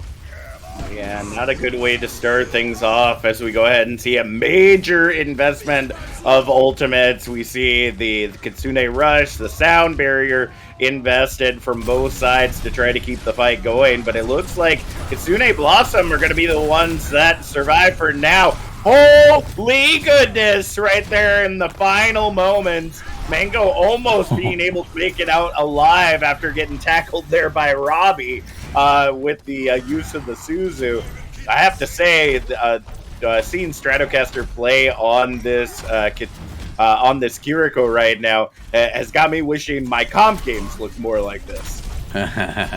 Yeah, I don't know about the beat investment. Oh, there's going to be shadows in it. Yeah, and the Blossom as well, sure. I mean, that's one for you, highlight rail. And the overclock? Okay, sure. Marlon, no. We're pressing Q. I feel like Marlon was looking to kind of farm out the long distance battle. Didn't expect Robbie and Fruit to get so aggressive right there. So that's going to be an unfortunate ult you're going to want back. Robbie goes down early here. That's not good. Nope, not a good position for them to be in. We do see the rotation, though, coming in from Marlon as they go ahead and get on that high ground with Fruit, trying to use the space to their advantage. Navino, though, using the charge to close the gap, able to find the pick there with the help of Mango, but there is a trade. And the payload's going to start moving again, but there's still members of Kitsune Blossom that can go ahead and keep this payload intact for now. But Navino's on the high ground, looking to contest. So they actually drop down. It's going to be a fight with Robbie here. They've kind of isolated him, but not able to finish. Yeah, unfortunately, Mango falling a little bit too low there. Seeing the disruption orb separating out the rest of the team. Navino back in the fight there, knocking it out against Robbie. The Kitsune Rush also invested, but Fruit is able to find the finalization there onto Navino, so you're not going to have a tank in there, and it's a shatter straight onto Widowmane's head as they swap on over to the Genji. No Cyborg Ninja. You get no value on my points. Yeah, you can't deflect a shatter, unfortunately. That would be definitely a very interesting ordeal. But Navino coming back in with the shatter. I imagine we're going to see something like a Shatter Blossom. Obscure can like sort of lock this fight up with the beat. Doors can match the beat, and it's probably looking to here as they engage. Ouch. That's going to be an unfortunate investment there for Navino. I understand that you were trying to get some value off of that shatter, but by shutting down Fruit, but it was too little, too late with the 2 picks that it had already gotten by that point in time. And nevertheless, Fruit still lived thanks to Ducks. So Kitsune Blossom, although struggling there at the very beginning, is having a very strong hold here on point 2. Yeah, definitely. And swap now from Navino onto the Winston. Has to force Robbie back, actually. It means they should be able to claim position here. We'll go ahead and see them kind of pushing forward, looking to see if they can find the value there. The Blossom does end up finding a Dawes, but the Overclock coming out, looking to see if they can find a head to click. Nothing on the Kiriko there, as we see the blade invested there from Widowmane. Also not able to find a whole lot of value in the way that it was played out. Robbie is just showing to be a master craftsman on this ride. Yeah, and I think we're starting to see sort of like a almost sort of crumble from Catalyst here, where they're investing ultimates into sort of like fights where they've already lost one. They definitely seem to have like very sloppy engages, which Kitsune Blossom are able to sort of take apart, and they absolutely have the ultimates to win this round here. All right, well, let's see them make it happen. Mango, though, getting struck down like a nail as we see the sound barrier and the Suzu invested. Might not have been a good timing for both of those happening at the same time, so you might want that Suzu back here in just a moment. But the overtime clock is going to tick away right now. Robbie chasing down Stratocaster will go ahead and find them in the end. The only one left on the objective is Obscure, but they are not obscured enough that they will not be able to be found on the objective. And now it is just the trickle effect of Catalyst. Like an hourglass, the sand has indeed run out for this team as they are locked down at Objective Bravo. Yeah, and that's a very rough point to be held at as well, just in the corner there of the sort of like building in the middle. It's definitely shows the sort of like how difficult it was for Catalyst to sort of like gain and maintain control of the high ground. Kitsune Blossom sort of really able to loop around. Robbie opting for the Rhyme 1v1. Yeah, did you see it? I hate to tell you this, but that's not how the game is played. It's about countering the counters, and the ones that do are usually pretty smart about doing so. But nevertheless, even though Navino has been swapping tanks, it hasn't really been shutting down Robbie as throughout it all. So I can't say that. I guess I'm a little surprised that they would want to go for the Ryan v. Ryan, since it was kind of a little back and forth there for a bit. Yeah, definitely. I think as well, like it's interesting as well how a Rhine was able to hold high ground. Definitely channeling the sort of Signet energy of being able to hold the sort of like point B so well. They're actually going for a close hold here. I guess they need to with such a sort of short distance push, but I wonder if this is almost giving away A for free if this goes wrong. Well, we'll go ahead and see how it works out. I mean, personally, I think that it's a good idea because if they hold this far forward, at very least they will have the chance to be able to fight back when it gets closer to the end of A. That's why I always found the hold on top of Big Earl so odd, because you're giving up like half of this map space just to be able to hold onto a high ground area where there's so many other places you could aggress at. As you see Dawes finding themselves on the wrong end of a pin there. Marlon just camping it out right there as Navino back against the wall. Unfortunate, not paying attention to those behind them. We'll go ahead and see a couple picks coming in, though, from Kitsune Blossom to go ahead and attempt to get that payload to start moving. Dawes really popping off on this Lucio, showing that they definitely are the support diff in this composition. Yeah, and it definitely now, like, it looks like they have sort of have, like, okay spawns. They're able to sort of not quite give complete control to Kitsune Blossom, which would be completely dangerous here with Marlon on the Widow.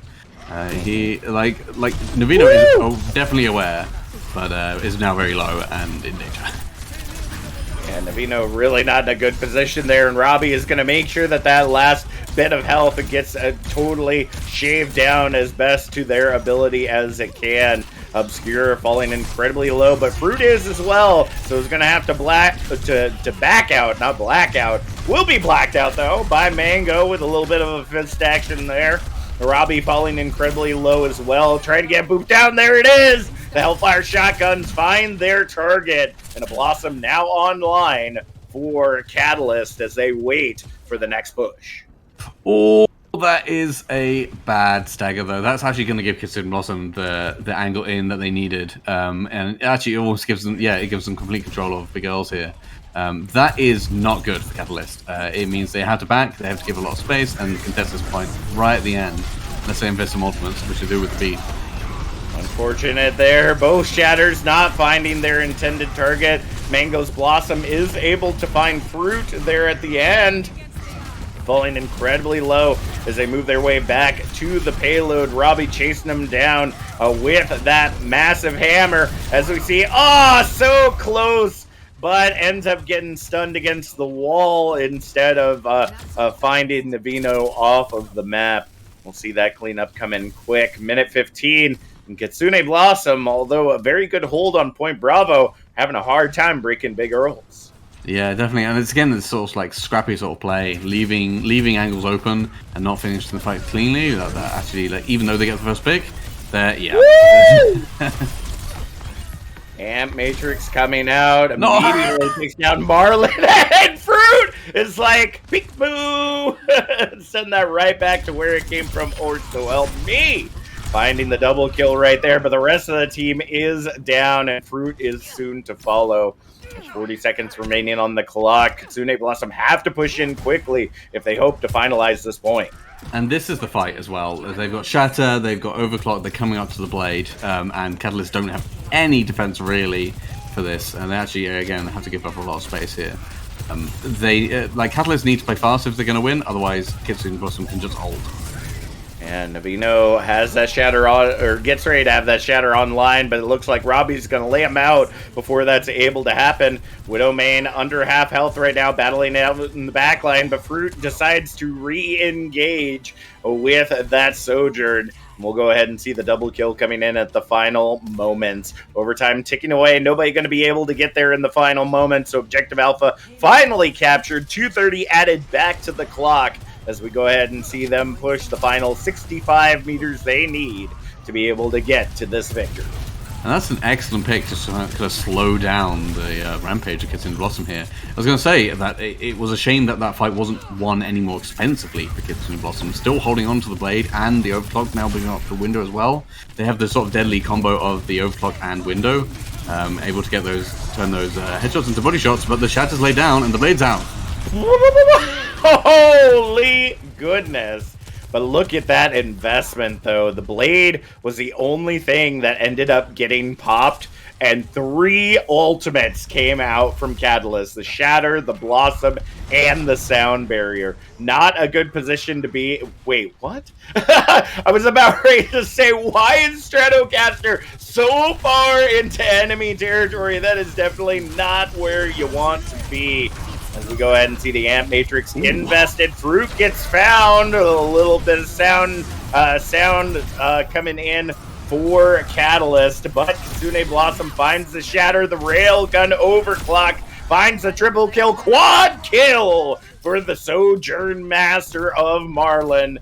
That should have been a team kill. I think the first pick came in a little too early, unfortunately, but with a minute on the clock, we're in last fight territory. Yeah, and Kitsune Blossom able to set up here. Catalysts are going to be able to come out, but they really have no ultimates to really sort of lever this fight. Fruit's in position, just kind of like counter anyone. Who's going to touch here? Like, it's going to have to be Navino, but look at Fruit's position. He's in such a good position here, able to shoot down on the supports. Well, let's see if they can finalize that elimination. The Immortality Field invested a little early, and that boop away actually ended up working out incredibly well for Fruit. 30 seconds remaining on the clock right now. Marlin here on the high ground, diving in. I think was looking for a punch kill there. 4 meters remaining, and so close yet so far away for Kitsune Blossom. With ultimates online for Catalyst and those sitting in the wind for Blossom, it's going to be a hard fight. Yeah, Robbie's going to be able to get the touch here, but Mango should be able to build up to this Blossom and really rip through Kitsune here. Let's see in action as Robbie and Navino fight it out on the point.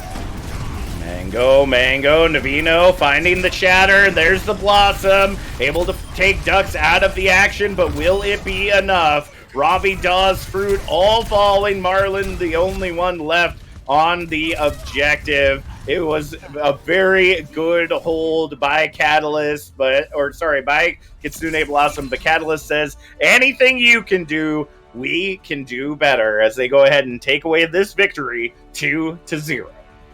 Yeah, and definitely like a great showing from I think both teams as well. You know, able to put out some different looks this week. You know, not much Zarya. We saw a lot of Rhine. I mean, this is going to be the Shadow Blossom, isn't it? Pow. Yeah.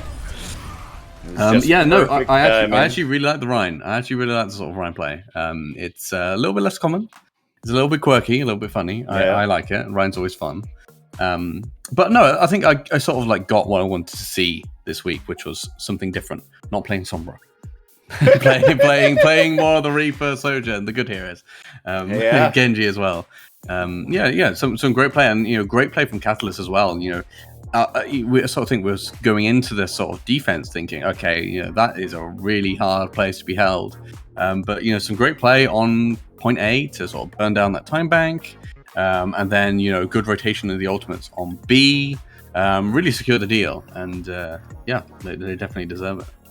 Yeah, that's really kind of what it ended up coming down to at the end, is if we would have seen maybe Kitsune Blossom finding a little bit more value out of the ultimates they had on Objective Alpha, maybe they would have had a second fight to be able to bring it back on that point, because they were so close to being able to get to that golden box of victory. They put in a lot of work to make it there, but unfortunately just did not work out well for them. Player of the match, though, going to Marlon on Kitsune Blossom, was definitely putting quite a clinic in on this Sojourn, and I can't say that I'm surprised. Sojourn is one of the most powerful heroes in the game right now, and if you can do any amount of damage with her and have any kind of boost, you don't even have to get that railgun up to 100% to be able to dink some squishies back to spawn quickly. So very good utilization of your abilities and surroundings.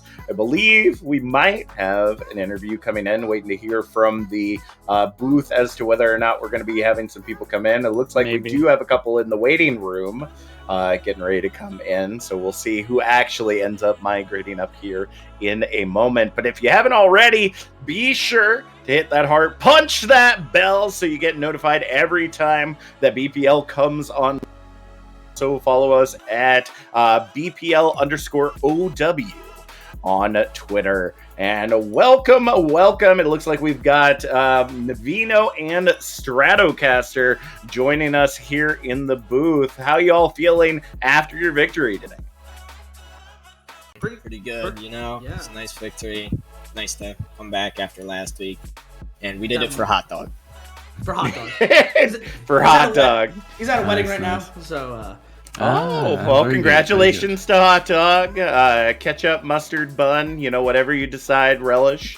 Glad on you for that. But let's take a look at kind of the different compositions that we've seen from y'all today. Everything started off kind of very meta on Busan. We saw a lot of the Winston, saw a lot of the Genji, Zarya, and then we got into this Rhine v. Rhine that just continued on for a majority of the rest of the match. What was the thought behind that, Navino? Yeah, I'll be real. I kind of was cooking before our match, and in warm up, I was just like, I'm tired of us playing slow, so we're just gonna lock this Winston comp with the Kiriko Lucio, because Strato's also been bugging me to play Kiriko. This is true. And we just said we're gonna go all in. Like we were only playing with W, but when they swapped Diva, I was like, I don't feel like playing Winston the Diva, so I'm just gonna go Rhine. Yep. And then Rhine kind of just worked, so I stayed it. Even though I did not block a single shatter, it's okay. Yeah, I mean, it definitely you sort of showed. I think in your sort of previous game last week as well.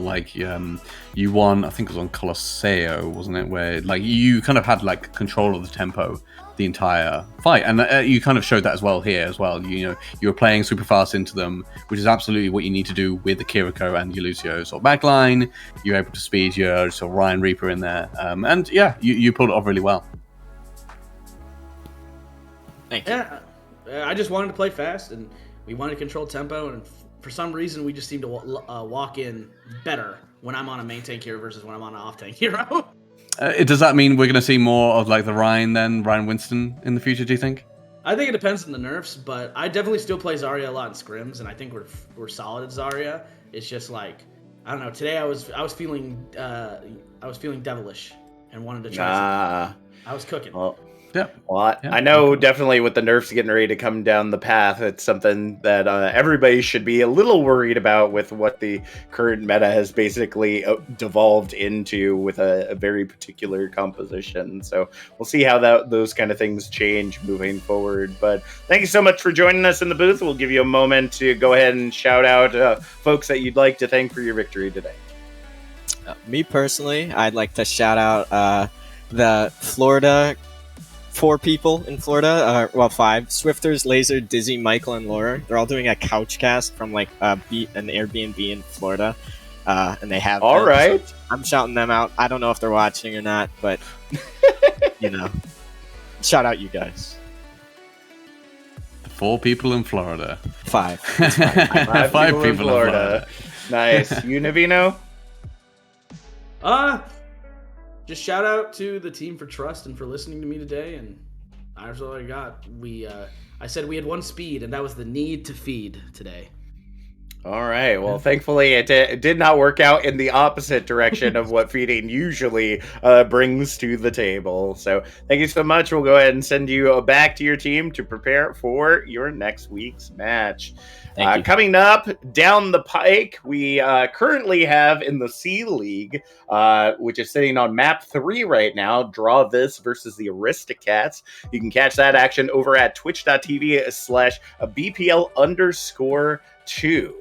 We'll be back with more BPL action here as you'll be seeing Yoink versus Meow Marauders in our upcoming match. Stay tuned. We'll be back with more Bad Pachimari League in just a few moments.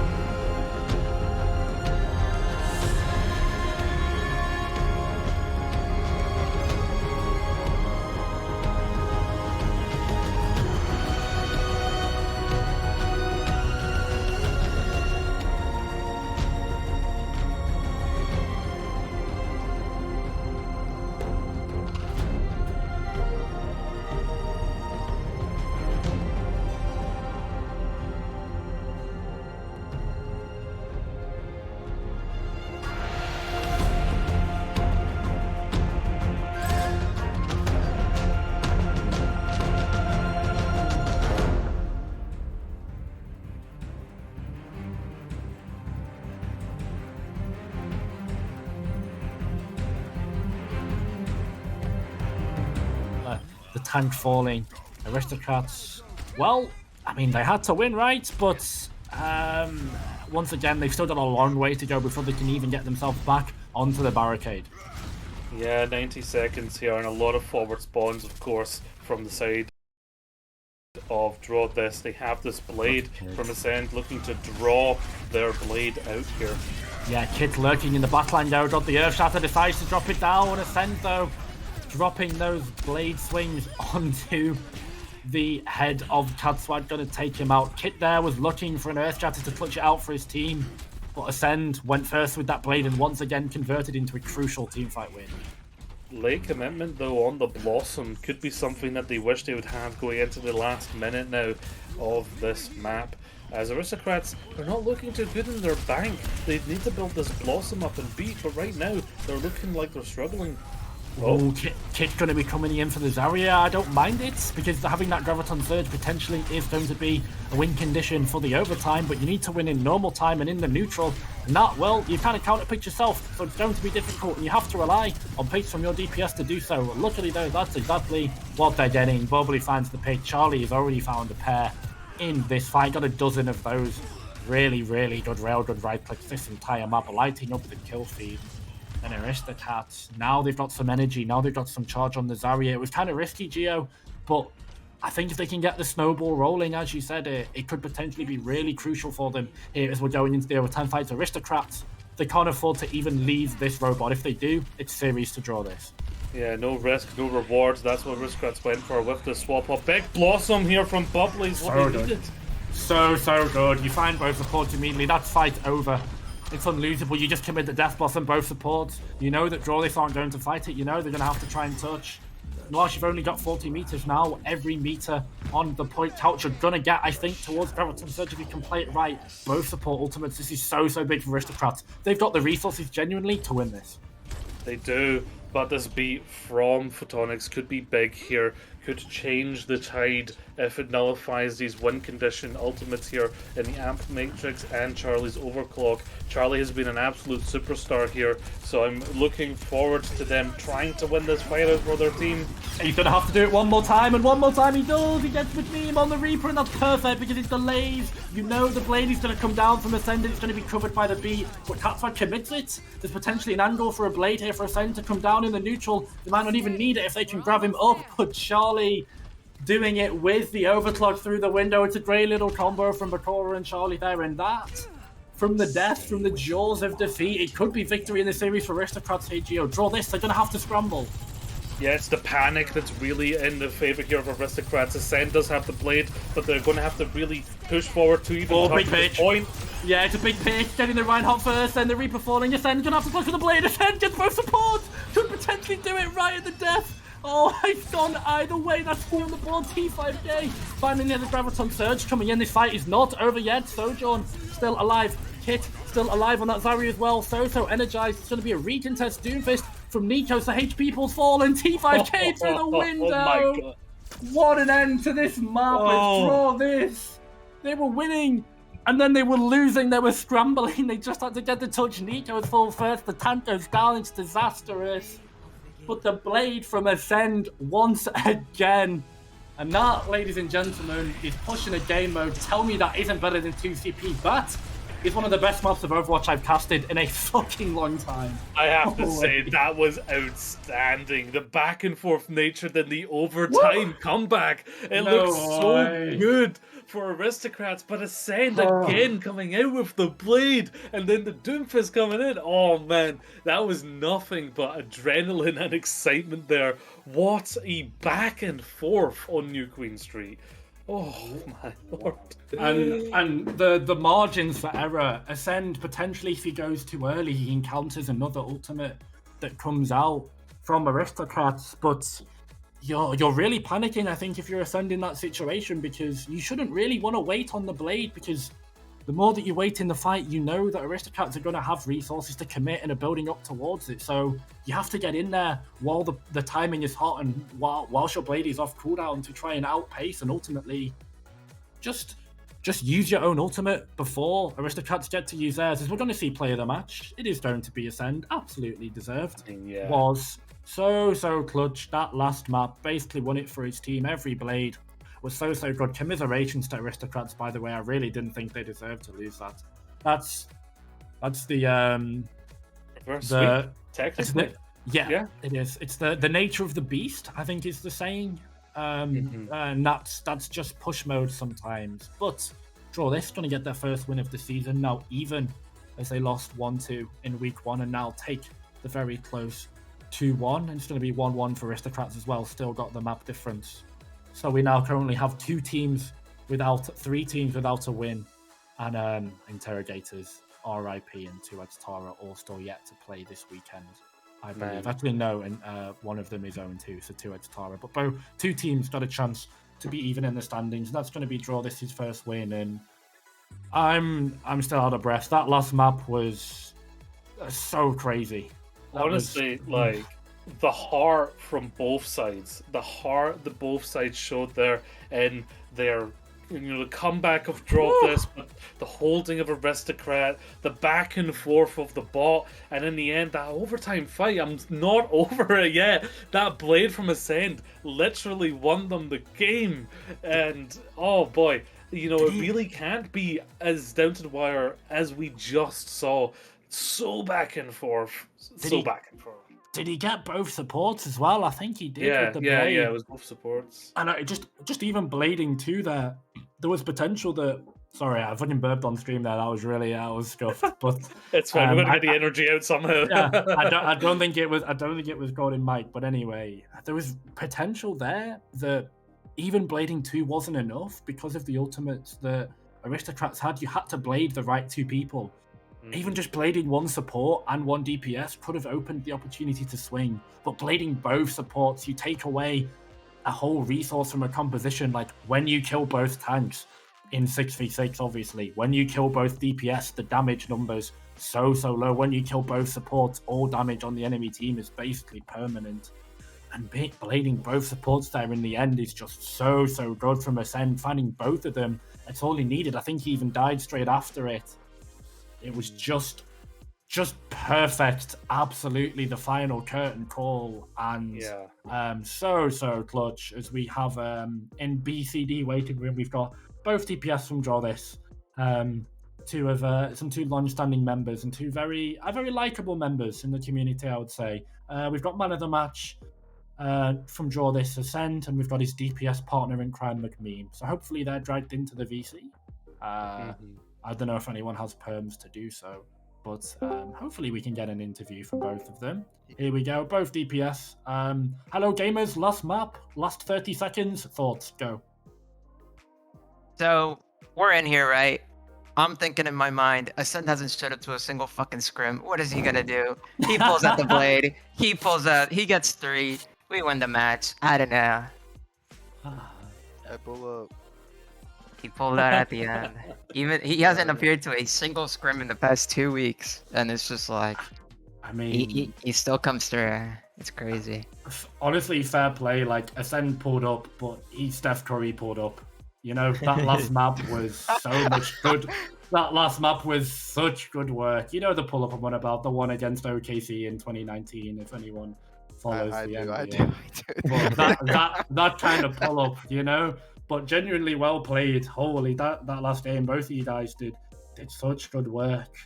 And obviously you lost the first map. I guess I just get thoughts from you guys on now. How are you going to build from this? Like, what are you looking at going forward? Where do you think you need to improve for next week? A really important thing I guess we've been working on is just like sticking together and stuff. We just, for the first week, we're kind of still figuring things out. We didn't really comp much. We played really apart. We just didn't focus anything. And then this week we had 1 scrim against I think it was a silver average save, and we did 7 maps in 2 hours or something like that. And we were like, yeah, no, this ain't gonna work for a scrim. That was our scrim practice. They won 2 fights the entire scrim. But anyway, I digress. It was just, I think. After that first map, we kind of just like to say let's actually calm, and yeah, we actually did pretty well. It definitely was I think that I could just play Overwatch a little more. I've legit been playing Valorant for the past month, and I just have not touched Overwatch like at all. So, anyways, I feel like playing the game would definitely help. Yeah. But yeah, other than that, showing up to scrims would also help for sure. I think that's a really good start. I do have a question, but it's going to be a bit more long form, so I'll throw it over to my color caster for the game, who is also going crazy in that overtime fight, Gio. And anything to ask, anything to add? Honestly, that was a crazy push map, back and forth the entire time, and in that final moments, you talked about that you didn't show up to stream, so kind of scrim, so it kind of Chad like energy showing up here and ending up with MVP. So I'm sure some of your teammates are going to be like, "Oh, but we actually showed up to scrims, we didn't get MVP." But yeah, this was such a close match, but it was a reverse sweep from you guys. When things are not quite going your way, is it still like quite high spirits in the comms? What's it like? I mean, obviously, when you lose a map, it's kind of like, well, we didn't play too well, or maybe there was something wrong. So instead of like being down about it, what I like to do is kind of like take a step back with the team and kind of just analyze what the heck, like what actually happened. Like try to remember like anything that we did wrong and stuff, and then based on that, just improve on it. That's what we did after the first map, where we kind of got we got stomped that first point on the ball, and then we were like, okay, let's take a step back. What can we actually focus on? And I mean, we did improve on it. Like we did actually get the capture point for once. And then after that one, once we actually figured like pinpointed it out, which took us like half of the point, I think we were just set, because even with our swaps on Rialto, I think we did win by quite a large margin. So Yeah, absolutely. One final question for me, and both of you guys, I think it's fair to say, sort of played more bit part role players in your last BPL season, and particularly sort of that really good supportive DPS role because of the nature of 6v6. But now we're in 5v5 and Overwatch 2. Both of you guys mechanically good players, and especially McMeem, I think your macro and game sense is quite good. As I said before stream, one of the better ones, one of the better ones that I've coached in general. So what is it like transitioning to essentially having to put the carry pants on into that DPS role, when I think the role is a lot more changed, it's a lot more aggressive and a lot more playmaking reliant? It felt like you didn't have a problem with it, particularly on that last map and on the map that you won as well on Rialto. But what is it like shifting from 6v6, as I said, that more supportive DPS role that both of you definitely had to undertake, to being able to put those carry pants on and really having to pop off to save it for your team? Listen, do you want to Light answer work. first? Light work. It's a light work. Well, I mean, honestly, with the whole, obviously with the shift, you do have to take a more offensive stance as DPS, but at the same time, when you're jumping into like this 5v5 scenario, you got like one less tank to worry about, which is usually the off tank that peels as your damaged character. So that's out of the picture, and then most stuns in the game are also out of the picture as well. So I mean, it is like a double-sided take on this. It's like, you do have to be more offensive, but they also they facilitated being able to go in there and being able to do your job efficiently. So yeah, I think it's definitely a lot more fun than just like picking Torb and letting your turret do the work. Yeah, true, 100%. Any final thoughts? Any shout outs? Anyone trying to be blindsided? You trying to call anyone out before your game next week, or what? The floor is yours. We don't need to call anyone out. We'll just win. I absolutely do. Go on. Well, I'm calling out my teammates personally. Shout out Exotic Z. Shout out Nichos. Shout out Photonics. Shout out T5K, the GOAT. Just kept me alive there. Shout out Sotby, just genuinely the best player in this league. You know what I'm saying? Shout out McKean, of course. You know what I'm saying? Listen, shout out Reborn for not saying hi to me in scrims the other day. Shout out to everybody in the stream should listen to Fearmonger by Underscores. All right, I'm good to go. All right. Good night, guys. Thank you, Ascend. That's one way to end an interview. Your MVP, whatever you want to call it. Ascend, ladies and gentlemen, and McMean, from the winners of Draw This versus Aristocrats. Congratulations to those two. I'm sure they'll be buzzing for the rest of the weekend. And that's going to be it from me. I've got an A-League game I now need to jump over to. I'm going to need a short breath, and I will Geo the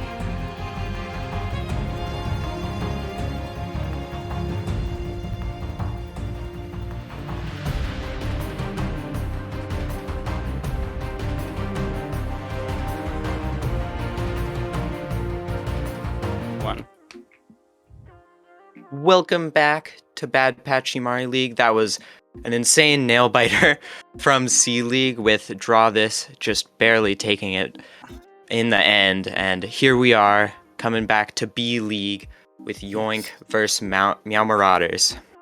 Yes, there we are.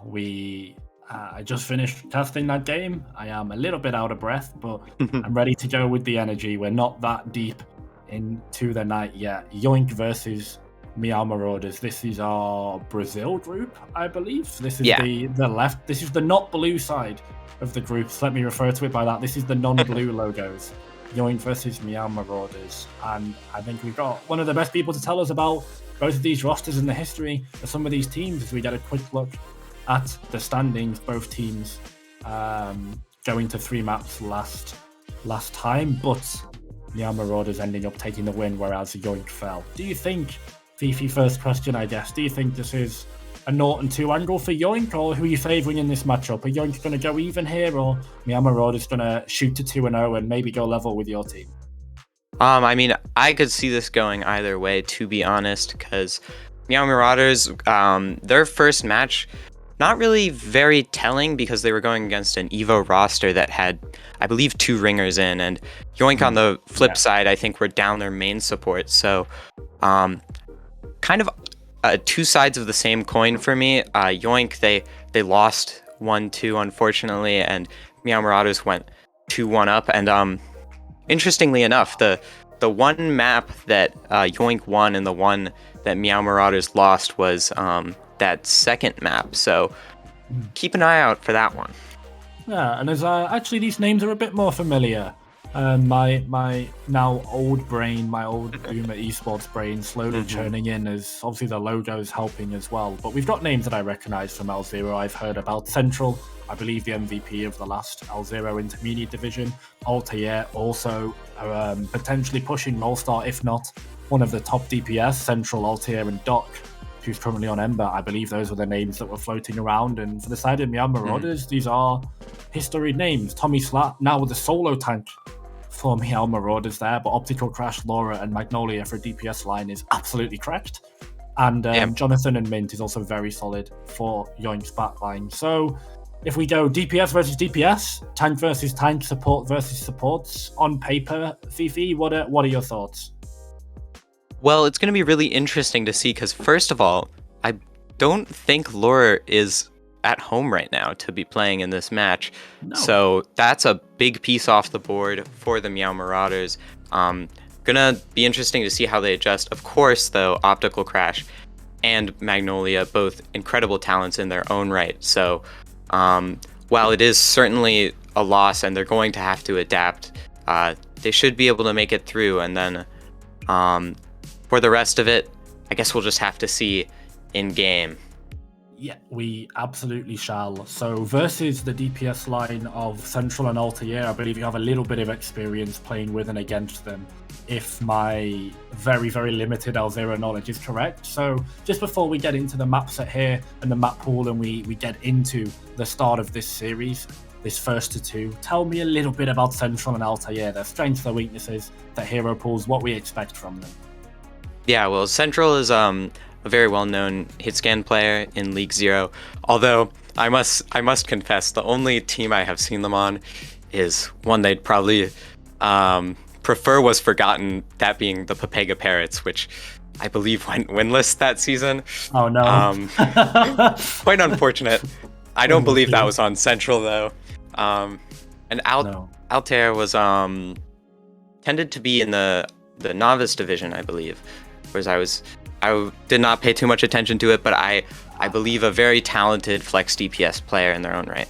Okay, so it sort of implies that Altair is potentially making a bit of a step up, has been on the improvement grind coming into this, and maybe doesn't have the experience at the higher level. Someone who does have the experience, though, is Tommy. Tommy Slat for the side of the Meow Marauders, and I think it's a perfect for this meta, to be fair, because Tommy Zarya is absolutely lethal, and one that was even in B League last season, where Zarya was absolutely a throw pick, completely tearing through people, and now that it's good, Tommy will be absolutely bing chilling on that Zarya, just completely trading through people. But I am concerned for Meow Marauders, Tommy being their only tank in the long run, but I do believe in Mr. Slattington to pull it out. Epic Shock, though, for the side of Yoink. I'm really interested to see how he fares. It's going to be my first look at him, and I've heard good things. Yeah, I mean, Epic Shock is also a very talented player. It did not work out for Yoink, though, last week when they had Epic Shock in. On the first map, which they did lose, and then they switched to King on tank, and that went very well on Midtown, but they still did lose the series on that third map, so we're going to have to see what they do with that tank line, who's going to be in first, and how they're going to be able to manage those substitutions.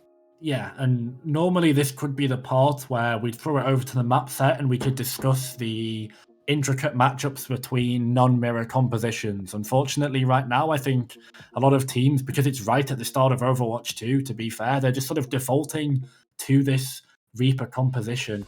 We're going to be going over to Busan, this Zarya composition. Sorry, not Reaper. This is sort of what I expect. I don't think it's going to be anything too different. Obviously, you've been in B-League streams and around the week, Fifi. I think Zarya is still the go-to, and that Lucio Baptiste composition with Genji Sojourn, right? Like, it's kind of just the standard right now. Yeah, so while you can make other things work, especially in B-League, not exactly the pinnacle of Overwatch, but it is very... the Zarya pick is very strong, and I think one thing that's very important is it's not easy, but it's a very comfortable pick for a lot of people to play that Zarya. So I do expect a lot of teams to be running it, as you can see Epic Shock here coming out for Yoink on the Zarya. I don't know if Tommy Slat's going to be running out on the Monkey. That would be quite interesting to see that matchup.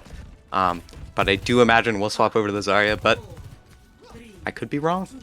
Could be wrong, yeah. It's going to be interesting for sure. It gives you immediate backline access onto Mint and Jordan. And by the way, my feeling when I spread misinformation on the internet, Circle Royale is one of the more diverse maps. And we're also not seeing Zarya, so thank God I'm play-by-play, because I'd look very foolish if I was a color caster. Right now, speaking of, Reborn looking a little bit foolish there, gets picked off by Epic Shock, and that's going to be a very charged Zarya, as I'm pretty sure they just stood inside that Disruptor Orb that came down from Date there on that Sojourn. That's going to be Tommy Slat chewing through the lamp coming down from Baptiste of Mint. This allows Central, aka Date, here to be taking a nice little off angle. The railgun not fully charged, so no insta one-shot BS capabilities coming in, and that provides an opportunity for the Marauders to collapse. As I say that, spoke too soon. Goodbye, Creo. This was your body, not your head this time, unfortunately. Magnolia cleaning up Epic Shot, though, with the tank down of Yoink. This should be Meow Marauders taking first cap. Yeah, and I mean, it was a rough start. Reborn goes down, but Yoink aren't able to push the advantage, and so Meow Marauders make it work. They come back in after stabilizing, and they win that first fight, get that first cap, and interesting to see Epic Shock going over to the D.Va to help chunk out that Monkey. Yeah, definitely able to take down that Winston a lot better. It's sort of a triangle, the Winston, the D.Va, and the Zarya. One counters the other. Rock, papers is his style. Tommy Slat, though, getting so low on that Winston. Needs to be burst healed, but he's only getting bursted down by Epic Shock. That pressure comes in. There's no DM defense matrix to cover that Winston like there was in 6v6, and that is the go button for Yoink. And they look a lot better in this fight. That counter swap being crucial for them. Yeah, and as I was saying, the chunk down, and Epic Shock chunks down 3 people, I believe, and Tommy Slat's going to be moving over to the Zarya, which should be helpful to bubble that blade, and this is a little early in my opinion. Meow Marauders weren't really going yet. It is early. It does force a Coalescence out from sleeping, but it's Coalescence versus Window and Overclock, such a deadly combo, and I feel like this is the time when you should have committed it, and that means that, yes, Raging Cool managed to find 2, potentially even find 3 with that blade. It's a nice flash, it's a nice dash, and the team kill rings, but Fifi, it was an expensive fight for Yoink. Yeah, they do say all's well that ends well, but I mean, the round's not over yet. You gotta save some of those ults, and a lot coming online for both teams.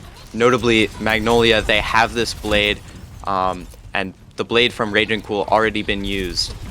Yeah, let's see if Pierre really is about to come out here, and I'm way too white to make that reference, but nonetheless, the beat being dropped from Jonathan to keep the team nice and healthy against that blade. As Tommy Slack's Graviton Surge is not immediately ready to go, it forces the overclock now out from Reborn to find the value, and find value is that Central's head completely dissolved by the railgun. Meow Marauders, they commit both DPS ultimates and the beat to counter. There is no response from Yoink to come out apart from defensive reactionary ultimates and plays, and that means that Meow Marauders, they get themselves back on the board. Yoink, though, not too upset, as they're going to get roughly 80% once Date manages to fall hit. Yeah, and that 80% is important, right? I mean, they're still stalling it, so now even more than before, right? If this point flips over one more time for Yoink, I mean, that's it. That's the map. Now, this fight probably should just go the way of Meow Marauders. They have that grab. There's no beat on the other side, so this should be their fight. But then the fight after is the one to watch out for, because, I mean, if Yoink can win that, that's the first round. Yeah. Tommy getting a lot of energy here as one bubble comes up for the grab. Perfect will allow them to aggress, and the tank tango has finally ended, and both of them on that Zarya, the lamp going down early, courtesy of Reborn. Not going to be the best, does not allow them to aggress as much as they would like. The overclock from Central, though, going to be looking to find, here's the window. Is the combination going to work this time? It kind of does, as the enemy Sojourn. Reborn flirts with that window, just coming in front of it for a second. Now they turn their attention onto that Zarya. Tommy Slack is isolated, sleeping in Creo. They can't cover their tank, that Zarya, the bulk of the energy. The damage completely cut out from underneath them. That is the pillar of this composition, falling 89% on the board. Remember, for Yoink, as it flips over Meow Marauders, they've got to scramble into a lost fight. Yeah, and I mean, there's the beat. They have to touch, they have to stay on, because unlike in Overwatch 1, it's just over. Yeah. They don't touch. They can't touch. Yoink managed to flip it in a mid-fight, which means that Meow Marauders, they can't get a full reset. They can't manage to go back in again as 5. They died so late, there was no one able to contest the objective. Tommy dies a little bit, actually very isolated from their supports, and ultimately it's really, really punishing. Yoink take the first round. They were a little bit wasteful with some ultimates, might I add, but they got a lot of value out of their neutral fight in the energy that Epic Shock was able to generate there on the Zarya. If you're Meow Marauders here, Fifi, do you make any adjustments going into Sanctuary? You certainly could, but I think they've probably been scrimming this Zarya comp the most, right? It's one round. It was a pretty close one at that, so I think you'd prefer to stay on what you're comfortable on, at least for now, and they do just that, coming in here to Sanctuary. They are going to. It's an early Disruptor Orb coming in. I believe that's actually from Date. Going to make sure that Meow Marauders and Tommy Slack cannot step through. Going to feed a little bit of energy over to Zarya, but one bubble means, hey, 50% bubbles down, then you burst them down. There we go, as we see both bubbles out, and Tommy Slack just immediately gets 100 to 0'd. Everyone, and I mean everyone, all 5 members of the side of Yoink, taking them down. The lamp from sleeping could not come out in time to protect his Zarya. And Yoink, once again, going to be opening up the fight. Very, very clean, actually, in the way that they managed to disable Tommy Slack there once the bubbles had gone. Yeah, no, that was really nice, right? They get Tommy low, they get the bubbles out, and then they go. And they're going to be looking to do the same thing this fight, and it'll be interesting to see how Meow Marauders try to respond to that. Here we go, and this Disruptor Orb, I'm going to keep going on about it. So oppressive just means that Meow Marauders have to take a different rotation. It might work for them, though, here. But Epic Shock is so charged up the bubble onto the Genji, meaning that they can just free farm as the enemy Genji gets so low. The window comes out from sleeping, going to build up to it first as Mint manages to find the mirror. Reborn, though, finding the right click on to Mint, or left click, potentially depending on which way you've got it bound. But nonetheless, it is called the railgun. So I was just stalling. The only thing stalling out here right now, I think, is unfortunately Tommy Slack in this fight as I say that. Oh. Reborn, though, with the overclock, potentially going to flip it around, and I think it is 1v2 on the objective. Central doesn't quite have it on themselves, and Reborn, the ringer, doing it at the death there at the fight. The overclock to find 3, and great clutch from the Sojourn.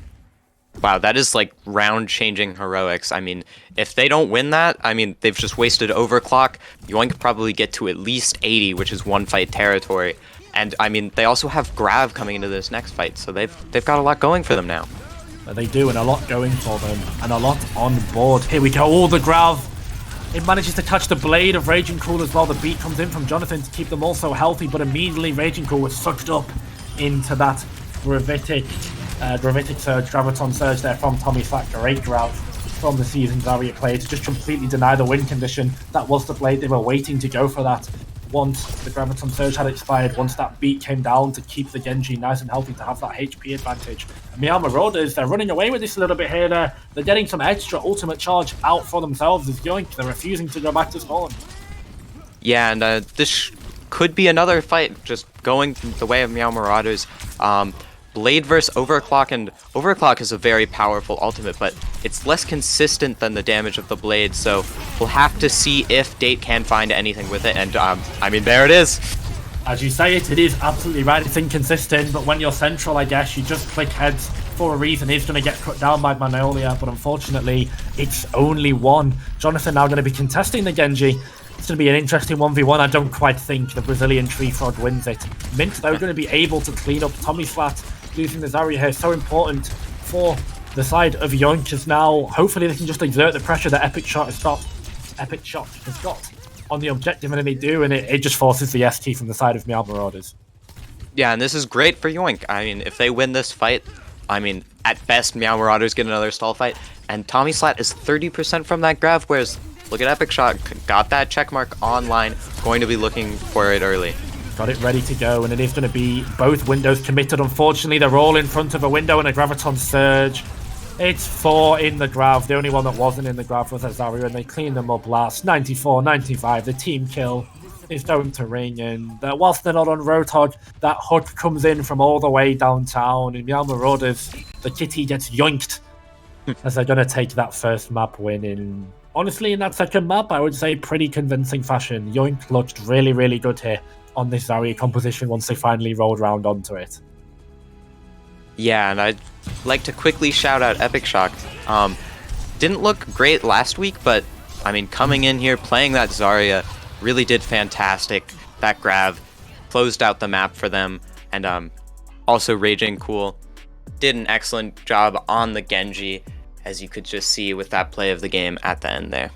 Yeah, the play of the game, the Genji, it's such a difficult position and a difficult role to navigate in this meta, as I'm sure you're aware, being a Genji player yourself. It feels like the amount of value you need to get on these blades completely depends on enemy ultimates, I guess, which was always the case, but never before, I think, has there been the full spectrum of I need to pull out Blade and kill 5 here to clutch because it's the only ultimate we've got, or I just need to go out and trade beats for it and dash out. So I just want to know, Fifi, do you agree with that? Or most importantly, how do you feel about what I'm essentially presenting to you, and how do you think Genji Blade fares in this meta? Yeah, I mean, it's a very situational sometimes. I mean, the best thing you can do is dash up, pull out the blade, and turn tail and get out of there, because they're just gonna beat. They might even throw the grab at you, right? And the best you can do is you've gotten out some resources. Just if you can live, you now have a resource advantage to go in. And sometimes, I mean, if they don't have those tools, right, then you can do big damage, get a bunch of kills. I mean, even maybe wipe the whole other team. So it's a very situational ultimate. And you're absolutely right. It is situational is just sort of the perfect word to describe it. And as I said, I don't think it's been in a spot before. Unfortunately, Genji is going to get kneecapped in the next patch, so rip Genji players. I am crying. Yeah, unfortunately, Blizzard said that you're 2 weeks in the sun. You know, we had it way back in early 2021, I believe, with the double shield meta that Paris won. They won that the Countdown Cup or the Summer Showdown, whichever one it was. Genji relevant then and relevant now, but unfortunately, just never allowed to stick around. So Genji going means that something is going to be taking its place. And I'm actually curious to get your early thoughts on what you think that is, as we wait for confirmation on subs as we head into Circuit Royale for our second map. Yeah, I mean, I guess we'll just have to see. I mean, historically, when oh wow, my camera is having a good time. It's having fun, yeah. It's having fun, but historically, Tracer will fill that role of the flanker, the one who can control lanes for your team. So, I mean, with Genji being nerfed, he'll probably still get played some. especially by Genji one-tricks like myself. Yeah. But probably going to be seeing a lot more of that Tracer, maybe even some Echo. I guess we'll just have to wait and see. Yeah. And one of the fun things after a patch is you get to see teams experimenting, right? Next week is going to be wild with whatever things teams can pull out of the hat, you know? Yeah, and Bastion and Torbjorn also getting added back into the mix. So returned from the void. every team going into the kitchen and cooking up something spicy, I'm sure of it.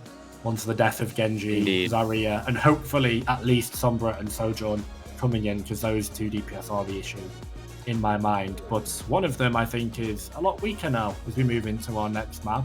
So we are going to get subs coming in. I believe Altair has to come in for the side of Yoink, and Optical Crash will probably also come in for Meow Marauders. So as we go over to Circuit Royale Fifi, a map that has been very short while but historically very dominated by snipers, in particular that second point. Let's just look at the DPS for a second. This isn't a Widow FFA lobby, but in terms of a sniper diff... It might as well be. Yeah, it might as well be, you're absolutely right. Yoink or Meow Marauders, though, in this sort of sniper diff wars, these hit-stand wars that are actually, that are likely and absolutely, there we go, going to ensue on this map. Who edges it in your opinion?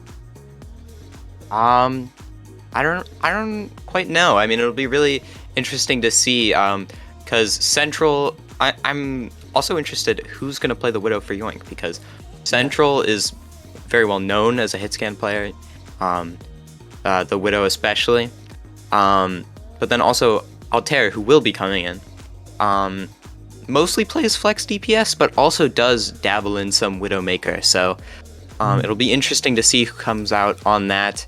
And then also Reborn was playing that Sojourn for Meow Marauders on the first map, but I do believe they are typically known for their flex DPS, so it'll be interesting. Will they play the Widow? Will they just try to stick to Sojourn? They might even opt to not try the Widow on this map, which will be very interesting to see.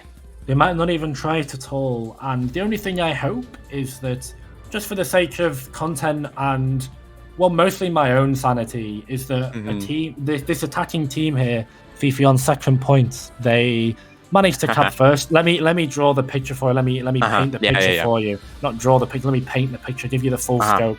They second point. They have just capped. There's about 4 or 5 minutes on the time bank.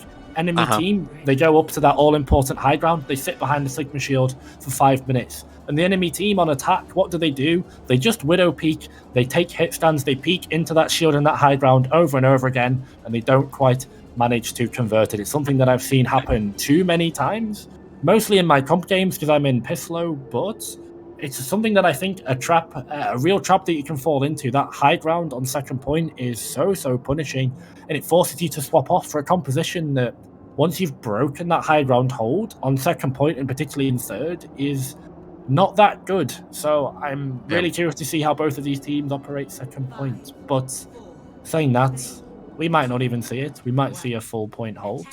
Probably not, because it's Circuit Royale first. But the Winston coming out for Tommy. Yeah, the gates have actually opened. Okay, I was stalling, so I thought I was waiting on compositions. Quickly, before we wait for the Winston dive, what do you think of the dive here from Meow Marauders? I mean, it's very interesting, and it definitely can work, but you have to make sure you don't get poked out before you go in. And Magnolia's already down. Well, that's not poked, that's just a straight-up assassination. That's a rock to the face. Magnolia gets stoned. Unfortunately, sent back to the spawn goes to Genji. That's going to be another rock coming out. Tommy's flat unable to block that one. As Altair, you said, flex DPS, a little bit of Widow. Talk about a lot of Widow. That's a nice 2k for the Widowmaker there, and it puts Yoink in a good position. If they can poke out this Winston and Genji, this dive can be completely shut down. Yeah, and I mean, a big problem if it does get shut down, because, I mean, you will notice Meow Marauders not having a Widow on their team. So if they can't get a successful dive, Altair is just going to keep free firing onto them. Or maybe just King is the problem, I don't know. King is absolutely a menace. They are an issue. They're not quite him, but King is absolutely doing work, hitting rock after rock consistently. I believe it was actually King who managed to find those sphere orbs onto Trio for this map. Meow Marauders, their ult bank is so dry, it's looking dire. Yeah, King is the danger for Meow Marauders. And not to worry for them, though, because Yoink, these fights have been going so fast. Haven't really been able to build up to any ults themselves, except for Altair, close to the infra sites, but that's not too big of an ult to worry about. I wonder how many times Tommy Slat is going to attempt this jump before just getting completely one-tapped. It's 3 fights in a row. The definition of insanity, it needs to be googled, it needs to be looked up for the side of Meow Marauders, because they're not changing anything. However, the nano boost going in, once Sleeping gets it up, will be a difference maker, but for now they're just losing it in the neutral, they're bleeding over their own ultimates. Mint going to be able to accelerate towards that Transcendence anytime now, and Yoink, well, for whatever shenanigans Meow Marauders have got planned with this nano boost, they're going to have the flux to deal with it. Yeah, I mean, a bunch of ults here for Yoink, I mean, coming up on 5, basically.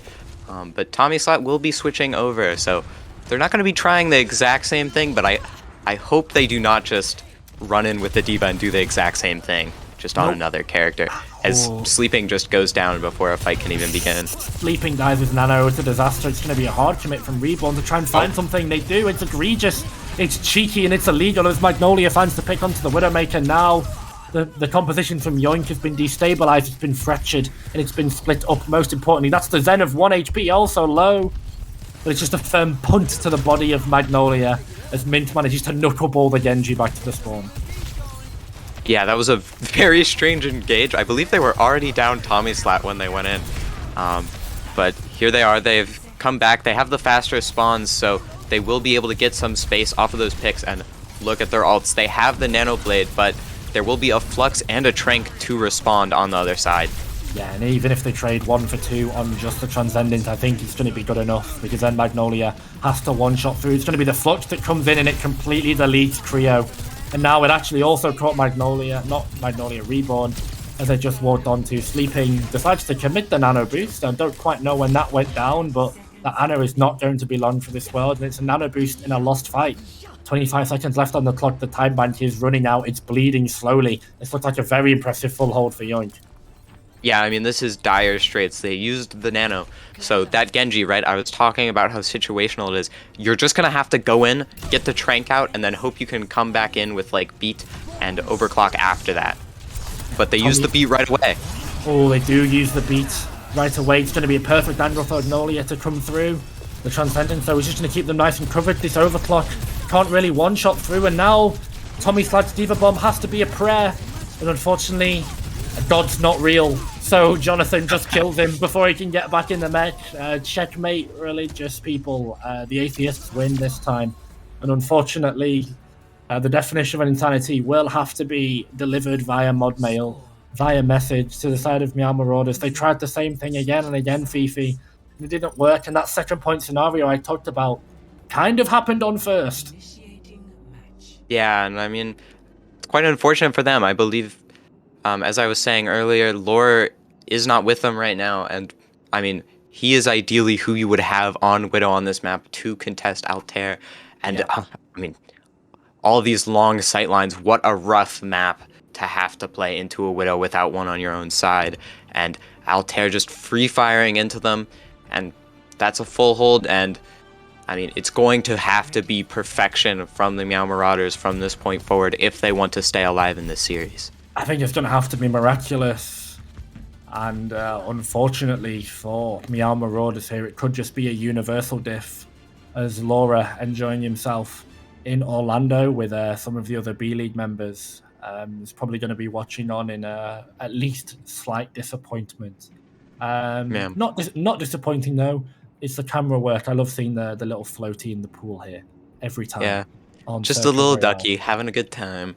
Just in his element, you know, unbothered by the callosities and the atrocities going on around it. Meow Marauders, this comp potentially called it an atrocity, but yeah, it it's looks very weird. Yeah, I mean, it doesn't get dove, at least. I guess so, but unfortunately for them, you're gonna notice Yoink are very much not on dive. They have that double sniper in a way, but I mean, they've decided to counter the Widow by just sending a Sombra after them, which is one way you can deal with it. So I like that they've changed something up. Yep, and now, unfortunately, though, Altair just presses the H key in that Sombra, gets a little bit weaker for the side of Meow Marauders and Magnolia. They can't run back to the spawn and switch. If they do, it could even just be the series before they get the time to play Overwatch again. Tommy Flat, though, walking in with all the confidence because the Lamb and the Brigitte is there with them. They brawl Yoink off the high ground as they're not able to walk up. This poke, though, still going in from King, who's done so much damage. You think if they can find a rock onto anyone, it could be the conversion in this fight. They're bleeding a lot of point on the cart, but they're still so healthy, are Meow Marauders, and they're just staying alive and living. The cockroach comp refusing to die here for this defense here. They keep going. It's been such a long fight, and Yoink, they are, though, getting up to ultimates anytime soon. Yeah, I mean, King is very close to that flex, but another nice pick. But Tommy Slat is down, and you take that trade any day of the week if you are Yoink, and they just have to push it a little bit further. It's so crucial now. No Tommy means that all DPS and all 4 of the DPS of Yoink here, and I'm including the backline in this, can walk with the confidence of 1,000 suns. Date now opening up the overclock to find Creo. That's no Brigitte, and it all came from the pick onto the Zarya, and it took Yoink a minute and a half, 40 seconds, but they're going to roll it over in the end. Circuit Royale, and ultimately the series, in very convincing fashion, belongs to Yoink as they take the 2-0. Yeah, unfortunately for Meow Marauders, ending with a bit of a whimper there on Circuit Royale, but if there is an upside to this for them, they were down one of their main playmakers, so hopefully they can focus up, get Laura back, and come in next week strong. But big congrats to Yoink. They did an excellent job. They didn't look so great in the first week, but they get their main support. They come in, and they do business. Absolutely, they do be yoinking though, and Meow Marauders unfortunately. That is a way to put it. Meow Marauders unfortunately get a little bit put down. There will be no piracy for the rest of this week, and I'm sure they will look to spring back as cats do. Their cats always land on all 4s, and hopefully they'll be okay. At the end of the day, it's only a regular season game, so I'm sure they're all right. It's going to send them to now 1-1 in that 4th spot as Yoink just climb above them, but absolutely all to play for as we've only played 2 games here in week 2. But that was a quick one. Going to be a good barrier from Yoink to build from, a good foundation, not barrier. Jesus, I'm scarred from Overwatch 1. It's going to be a good foundation. The King Sigma has traumatized you. It's PTSD real. It really is, as they just shot the barrier and they just got rocked by the Sigma. Just ignore the Sigma team. Just go underneath and around. But hey, you know what? Sometimes we just say that's one for the VOD. And for Meow Marauders, that's one for the VOD. I don't know if we've got any interviews for the side of Yoink. We shall wait around, but as we look to preview into the rest of this weekend now and even going into week 3, where do you see Yoink going up from here? Is this an upward trend for Yoink, or is this maybe potentially they got hit with a little bit of roster differential and scheduling issues that sort of got them potentially a cheap win this week? One could call it. I guess it depends how you want to look at it, right? I mean, if you're Yoink, you 100% take the win. You're happy with this, regardless of where it came from, and you choose to look on the bright side. You say we improved, and I'd like to believe it too. But for Meow Marauders, you can look at it the other way. You can say it's just a fluke. We go next, right? Yeah, and I think ultimately the mental is going to be super important getting here into the late game, and it looks like we don't have any interviews for the side of Yoink. They are electing to just go to bed, maybe. And honestly, all business. They clean up the game and then they're done. Yeah, Bob per business. They are all professional, no game, and it's currently 1:45 here in the early morning. Oh wow! I'm in the UK, very chilly here. It's very cold, so I'm gonna hop off to bed and watch the rest of World. So I'll toss it over to you, Fifi, for some final closing thoughts before we can wrap up the stream for the day. No, we actually have a game after this, I believe. Wait, do we? Okay, yes, never mind. we have. I lied. What's the next game? Let's do a small preview of the next game then. Oh, yes, here it is. Northbound First Frontier. This should be a fun game. This game is going to be an absolute cracker. Yeah. Dino W making the debut on the flex support and maybe even the DPS. Frontier have massively been buffed. Northbound, I think, are one of the good rosters as well. I believe this is the Funny Hog roster. It is the Funny Hog roster. I think it is the Funny Hog roster. So the Funny Hog roster versus seasoned veteran of BPL, who probably won't even want to be referred to as that. Frontier. Frontier looking to bounce back from a close but disappointing week 1 loss to Kylo Ren in the Midtown Jets. All my channel points in the Recurve W Twitch gone for betting against Kylo. So never again. Never again. Luckily this week, Kylo saved me once again as Midtown, I believe, got the dub. But this game looks like it's going to be a banger. I'm not quite sure who's casting it, but I'm sure you guys will be in good hands. Are you? Good luck to this one. And Stratocaster, if I am correct. Well, yes. This one is going to have content written all over it, and yes, it will. Some 2 really good casters for it as well. So you guys are in good hands. That's it for this game, though. Yoink take the 2-0 over Meow Marauders this week. So don't go anywhere. Northbound versus Frontier, our final game of the day, an absolute banger in the A-League. Right on your screens after this small break.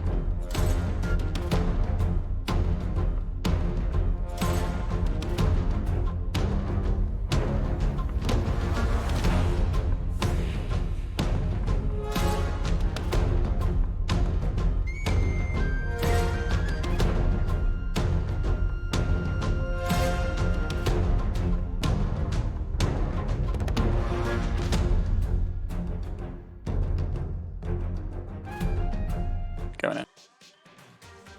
Welcome back to Bad Pachimari League. We just finished up as Yoink 2-0'd the Meow Marauders, but here we are coming back to A League for the last match of the day. Northbound versus Frontier. Should be quite an interesting game. Oh, yeah.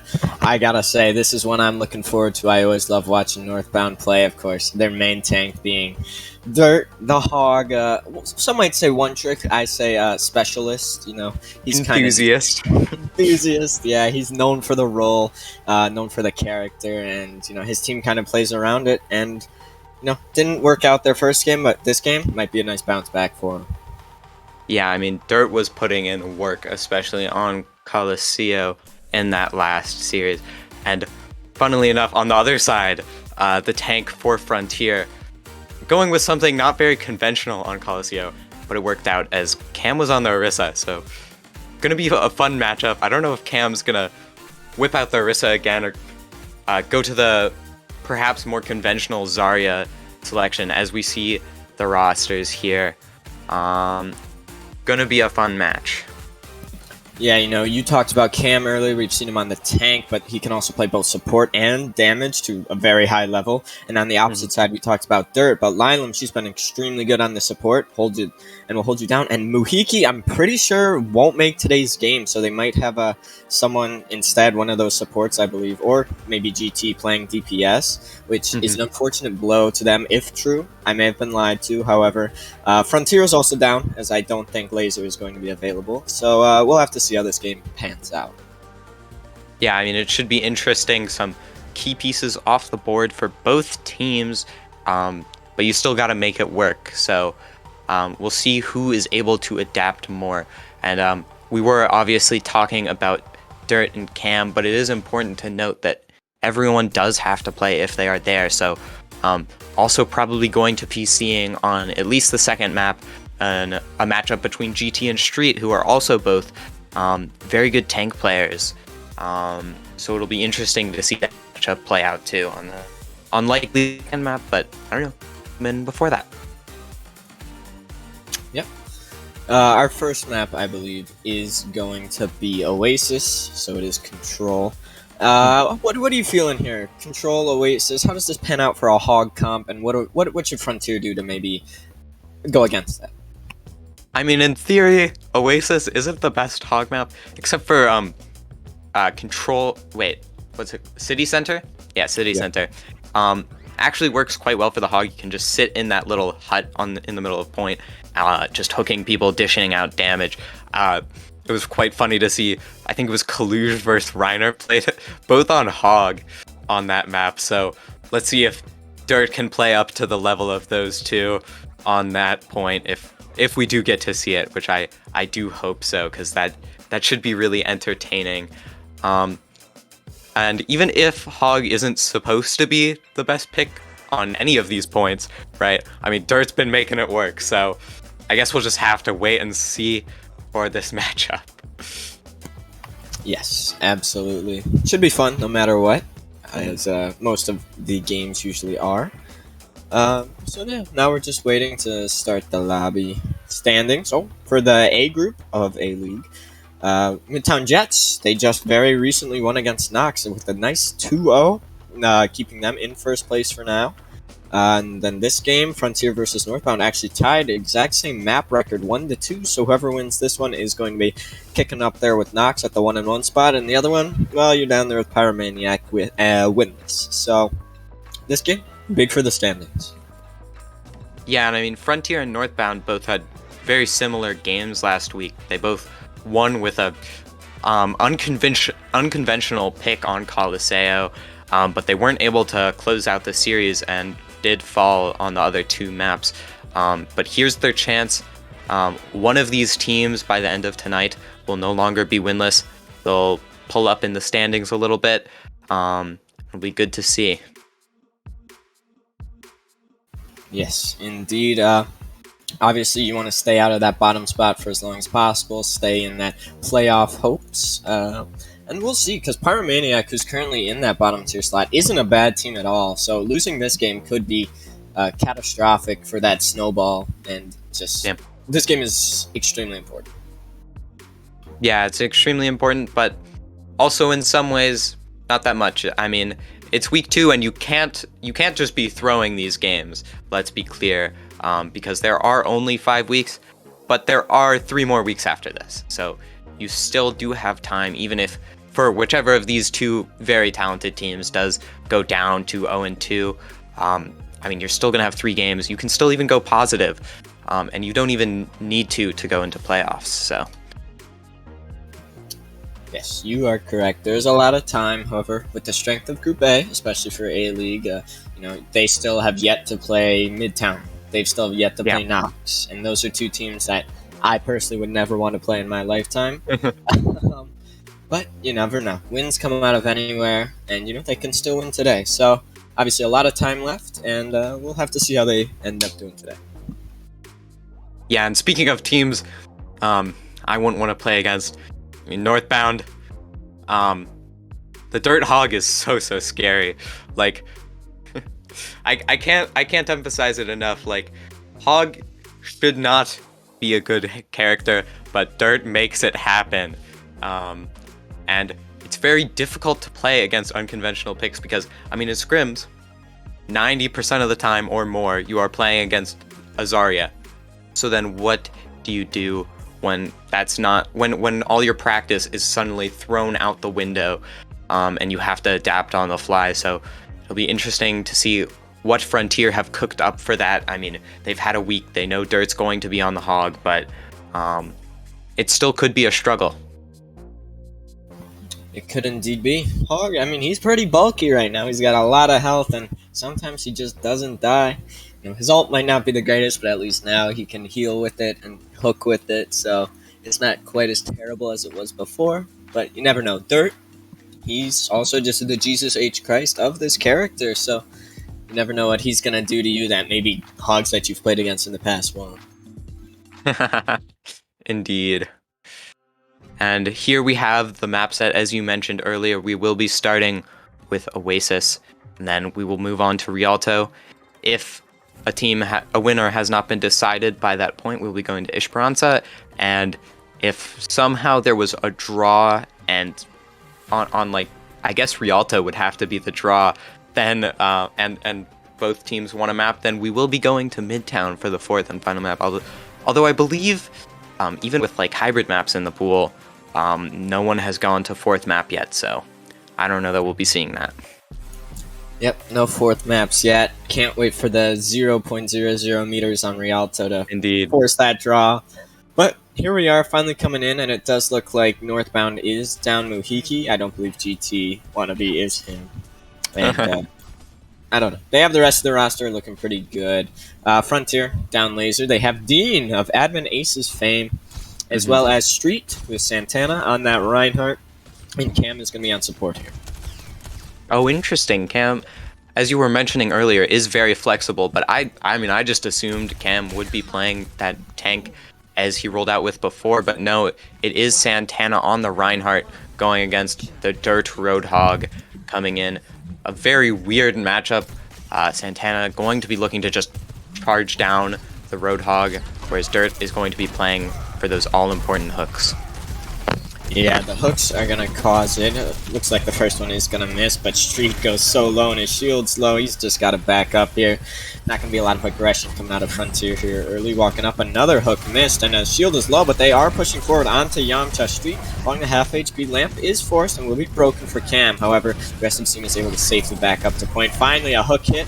However, it's onto the Reinhardt, so nothing gets gained. Point does go over to Frontier and all the chaos. And it looks like for now, Team 2 just going to be poking. Dirt does walk up onto the point here, trying to fight for aggression, but he has no hook. Now the pin comes out, misses slightly left, and the heal comes out from Dirt. No immortality from Kiriko, and Cam is finally built up to an ultimate here. He does use it, but a nice hook from Dirt onto Dabmaster is the first blood of this game. Looks like Cam so low here, just trying to keep his team up. Dean finds the Genji on the other side, but Cam goes down, so now Northbound has it all. They've got the hog ult, they've got the kills, and finally they'll start getting some point percentage. Yeah, and I mean, it took a while, but they get it done. But for Frontier, I mean, you're not disappointed. You got 30%. You've built up to a couple ults, and you're ready to go back in, and you're gonna be, if you can win this fight, you're capping with them around equal to you.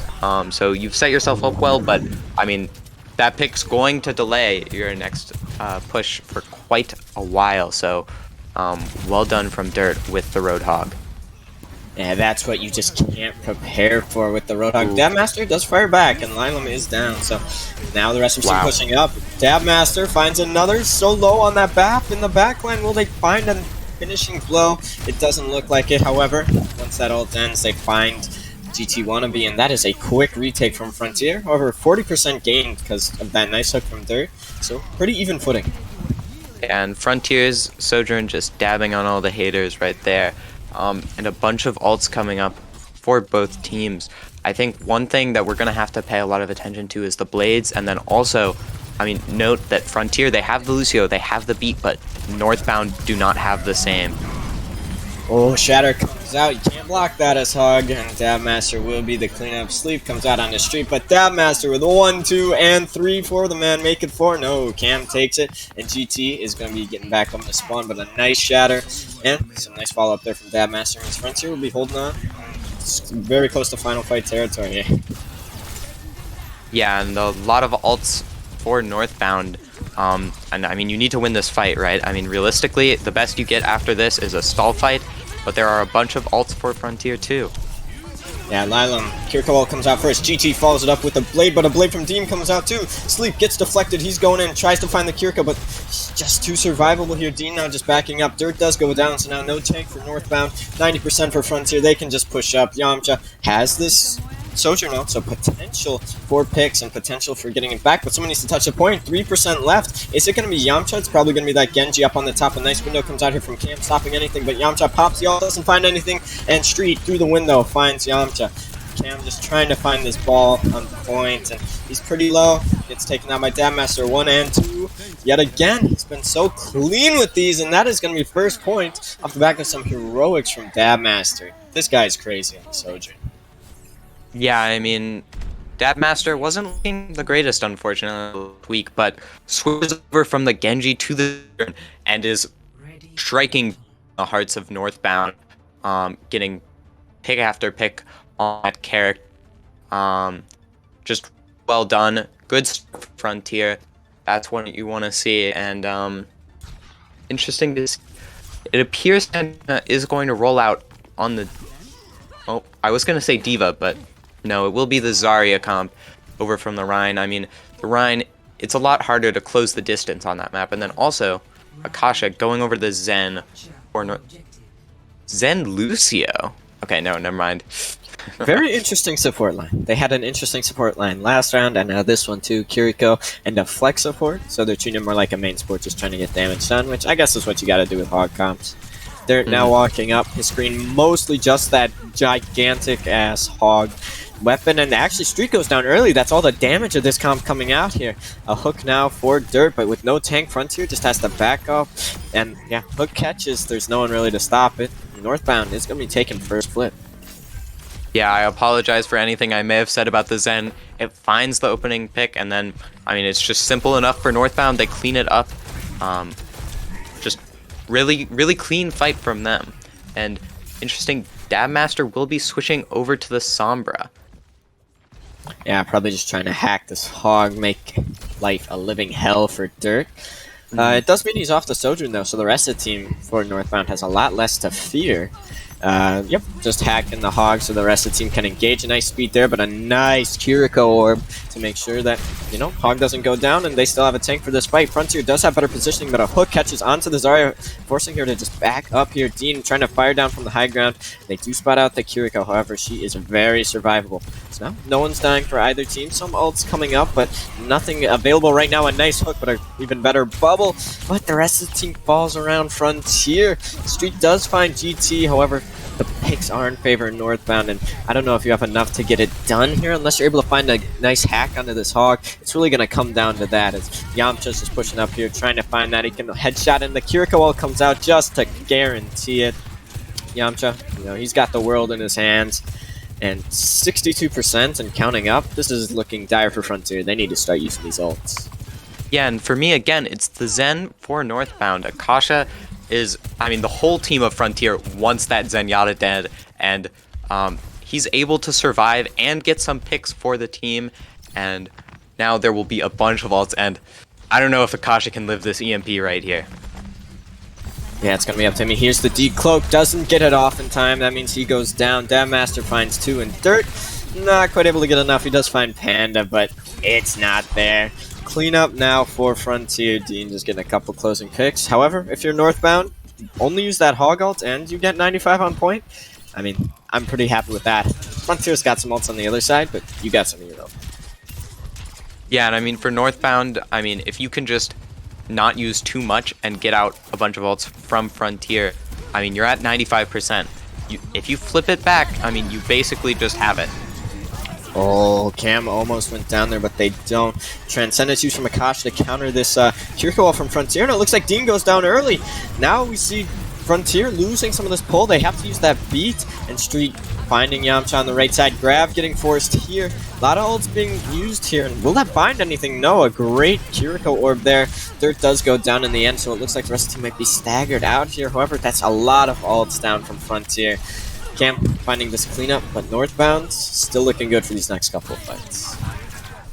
Yeah, and I mean, that was almost what I said that I think Northbound should do, but they did invest a few of their alts, only having the overclock and that Kiriko ult online going into the blade. So I think the biggest importance is, can Yamcha find anything with that overclock before Dean can just wipe the team with the blade?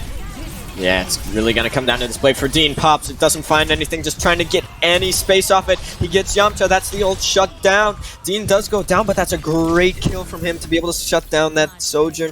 And now, Dirt walking forward, Cam goes down, so only Lucio heals now for Frontier, which is just Zarya and Sombra. Street's going to have to back up here. He has to survive to be able to win this fight as the rest of Northbound pushes up. Hack onto Dirt is going to make sure you can't hook for a second. However, once it's back up, he brings it down. There goes Street and Dirt pushing back up. He's got the hog ult if he needs it, just trying to find these final kills on point. The hook doesn't hit, but the damage does. Akasha cleaning up. Nobody's able to live in Frontier. They got 5 seconds to touch, but I doubt they'll win this. Yeah, and I mean, I think that's it for this round, and as I say that, Northbound do tie us up on this map, but I mean, for Frontier, that's kind of the round you expect to lose. That one's the best for Hog. Then also you saw Akasha was doing a lot on the Zenyatta, but I don't know if you can run the Zen on this one. It's much shorter angles, so if you want the Genji or the Sombra or whatever to get on that Zen, much smaller distances you have to close to get there. But we'll have to wait and see if they do stick with that. And it does appear that no change-ups for Frontier, except Cam will be going back to the BAP, the tried and true. Oh, as I say that, Santana goes to the Rhine. Very interesting selection. Dean on the Sojourn instead of Dabmaster did so good that first sub-map. Maybe a switch up that might end up changing something. Probably not, as Dean very good at all DPS heroes. It looks like Frontier will just be taking the high ground here, looking for someone to speed onto. Yeah, I mean, you just kind of have to wait for your opening on that Rhine, and if you can just amp speed, catch someone out, and it looks like it's going to be the Hog. Yeah, breather forced early here. Pin does not quite connect, just boops him away, but this is positioning that Northbound do not want. Frontier is able to take angles here, and it's just going to have to be the rest of Northbound backing up, waiting till they can get in, and GT perhaps goes a little too far in Lylum. She tried to follow him in, could not find any merit. Street just swinging away, cleaning up, and Frontier, this time, they're going to be gapping first. Yeah, and I mean, if you're Northbound here, you want to be playing for that spam. You want to be chunking them down, playing slowly, right? Whereas Frontier, they want to go fast. They want to get picks, right? And GT Wannabe goes a little early, and I mean that just loses them the fight. And Frontier, they now have the point, and I mean now you don't even have to go for picks, right? The objective is yours. If you can just anchor with the Rhine, you're sitting pretty. Yeah, Street pretty close to the Shatter. A lot of ults actually. Frontier are far more ahead. Dean is charged up, doesn't quite catch, but Street, if he can get the Shatter, there's nothing to block it on Northbound. So yeah, he can walk up here. Nice lamp there from Cam to save his life, and with that pick on the Dirt, I doubt any more ultimates will be needed. No tanks left for the side of Northbound, and oh no. Maybe Street goes a little too far. Not quite sure about that. Now GT Wannabe, he's pushing back up as this Genji, the slide from Dean catches into the wall and he goes down. That's 3 for GT in this fight. Make it 4 maybe. Can he do it? No, but Yamcha finds it, and that is quite the overextension from Frontier to just give that fight to Northbound. Yeah, I mean, it's just pure greed right there. They think they can get those staggers, and admittedly, if they could have, it would have been so good for them, but I mean, they just funneled through a small choke and just so much damage pumped straight into Street. But this should be a good fight for Frontier. I mean, you will notice for Northbound, Stab Master Q at an ideal time, they can't use any of those check marks. Yeah, if you can find that Zen early again, that would be huge. A kill is always better than an ult here, and he comes out. He might just try to fake here, just a regular hack. Oh, forces the trance. So smart from Dabmaster here now coming up. This hog ult is used. Lots of ults traded for both sides, but now no tank for either team. Dean's ult only catches on the dirt there, but he's pretty charged up, walking forward. A low health Northbound he sees, and it will be Akasha going down to Panda. Cam firing from this low ground, and the flip goes over to Frontier as they just clean up here after a great fight from Frontier and some very smart moves from Dabmaster. Yeah, no, that was an incredible play from Dabmaster. I mean, not only do you get the Trank out and you win the fight, but I mean, look, Dabmaster still has EMP. I mean, it's a fight-winning ultimate, and you just won the fight just on the threat of it happening. And now you have a fight where you can just win off of the ultimate. Yes, Lylum does have his ult as well, or her ult, excuse me, and it is pretty powerful. We do see a uncharacteristic miss of the hook there from Dirt, however. He'll get it in a second, and oh, that's the ult used from Lylum, but GT going down means they're not going to be able to get the full value as they can't really push in here. Dabmaster just threatening with this ultimate. Yamcha going down. Cam does get caught, however EMP is still available. They're not going to be able to survive through this unless now Dirt goes down. 99%. Blade comes back, but everyone's dead for Northbound. Lylum, she's back, but she's dead again. And that will be Frontier taking the first map in a pretty close fashion, I'd say. Yeah, no, really close, really well done from them. And I just like to say Dabmaster is making me look like an idiot talking about this EMP, and then it just comes up for cleanup at the very end there. They don't even need it. But what on earth was going on there with the play of the game? Yeah, Sombra's highlight intro is bugged. I've seen it before. Too many Sombras in my ranked games. And just win. Yeah. I mean, Northbound need to hear that advice too. That excellent advice. If they have a Sombra, well, just win. But it'll be interesting because I assume at least for Northbound that tank will be swapped up, as they do have another tank and you do have to play any substitutions if they are there. But Frontier, I don't actually know what's going to go on because I presumed the swaps would be between Santana and Cam, but both of them are in, so I don't know. You will never know. Yeah, we will see, because the next map, of course, is going to be Rialto, a more sightlining map. Hog might not get as much value unless they're able to close gaps more often. However, if anyone knows how to play it, it's Dirt. The man can make something out of nothing, as he did multiple times, especially on that second sub-map. However, indeed, you know, if Frontier keep playing like they did, I don't even know if they have enough gas in the tank for Northbound. Is really, they couldn't survive just all that pressure from the very strong DPS line of Frontier. Yeah, it'll be really interesting to see what Northbound do pull out for the next map of Rialto. One thing of note is the Zenyatta is probably going to be a lot stronger in this map if they do opt for a comp where they can play that, because as you were saying, there are the sightlines, and the sightlines do favor Zenyatta, so it'll be interesting to see if Akasha does pull the Zenyatta back out. That's true. I think Akasha will. I mean, they did so good with it on that map. I mean, it would kind of be a throw not to pull it up. Mm-hmm. So, yeah, we'll have to see. Obviously, everything's speculation until we get in. But, I mean, if I had to guess, I'd guess Frontier just play like they did and have their DPS kind of just find those picks. And, you know, Northbound really didn't have much to counter it. And, yeah, I mean, the interesting thing, though, is Frontier did win the 2 rounds where they were able to play the Reinhardt. And when they had to play the Zarya on City Center, it didn't work out as well for them.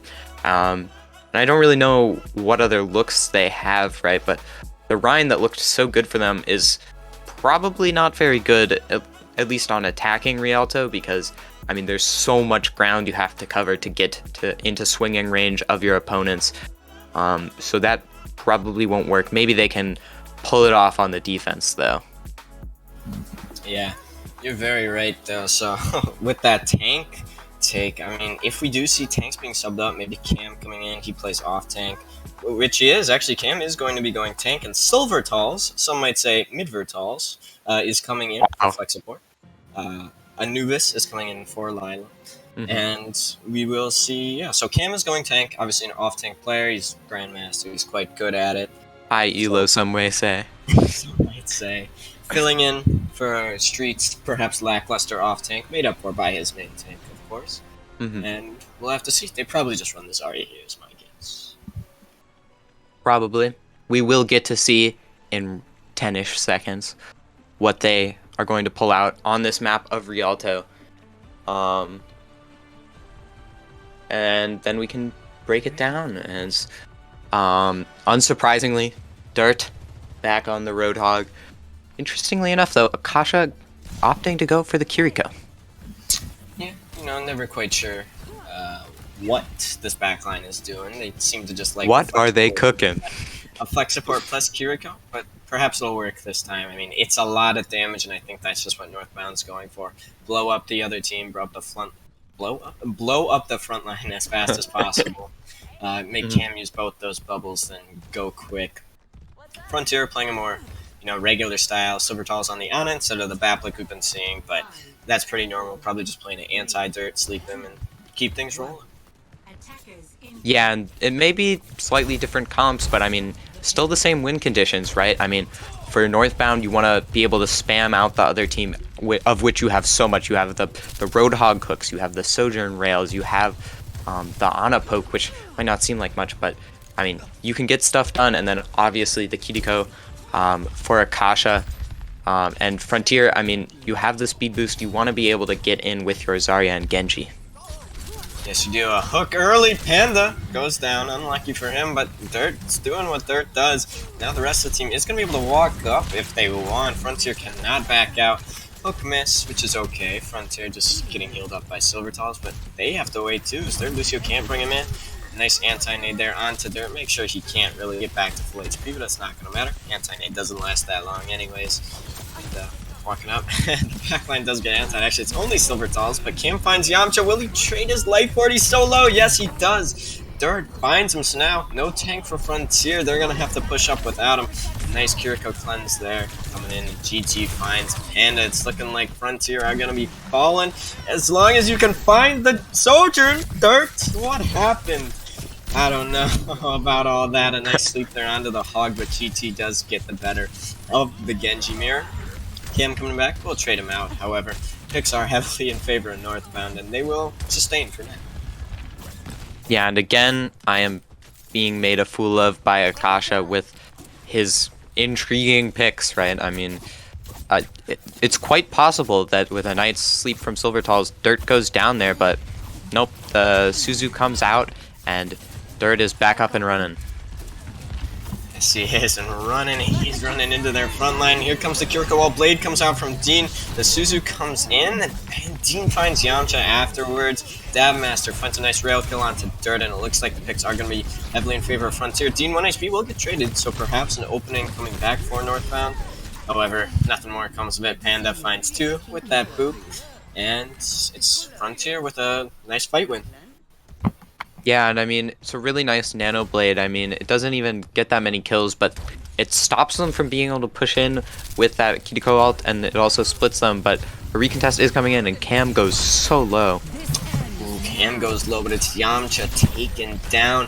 Dabmaster back on the Sojourn, back onto his best character looking like, and a Nano Blade does come out. GT finds Panda before he's able to get that beat off, but a grab anti-combination just is too much for Northbound to bear. Dean in the backline finds both supports as well. Frontier, they are going to be making it to the second quarter.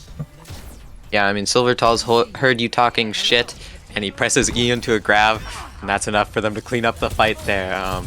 And they get through first, which can be really brutal, so good start for them, and they're able to claim this high ground, which, I mean, so many times teams can get held by just being poked out while trying to cross that bridge, but they are able to get in, and only one ult on the board right now for Yamcha.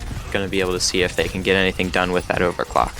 Yeah, everyone's low on Frontier. Panda does have beat, so if they want to go fast, they can.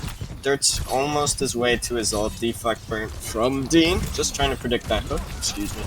And we do see him going down without it, so You see Panda just trying to climb his way back up here. He's in a nice spot, but they spot him out. Unlucky, Panda, unlucky.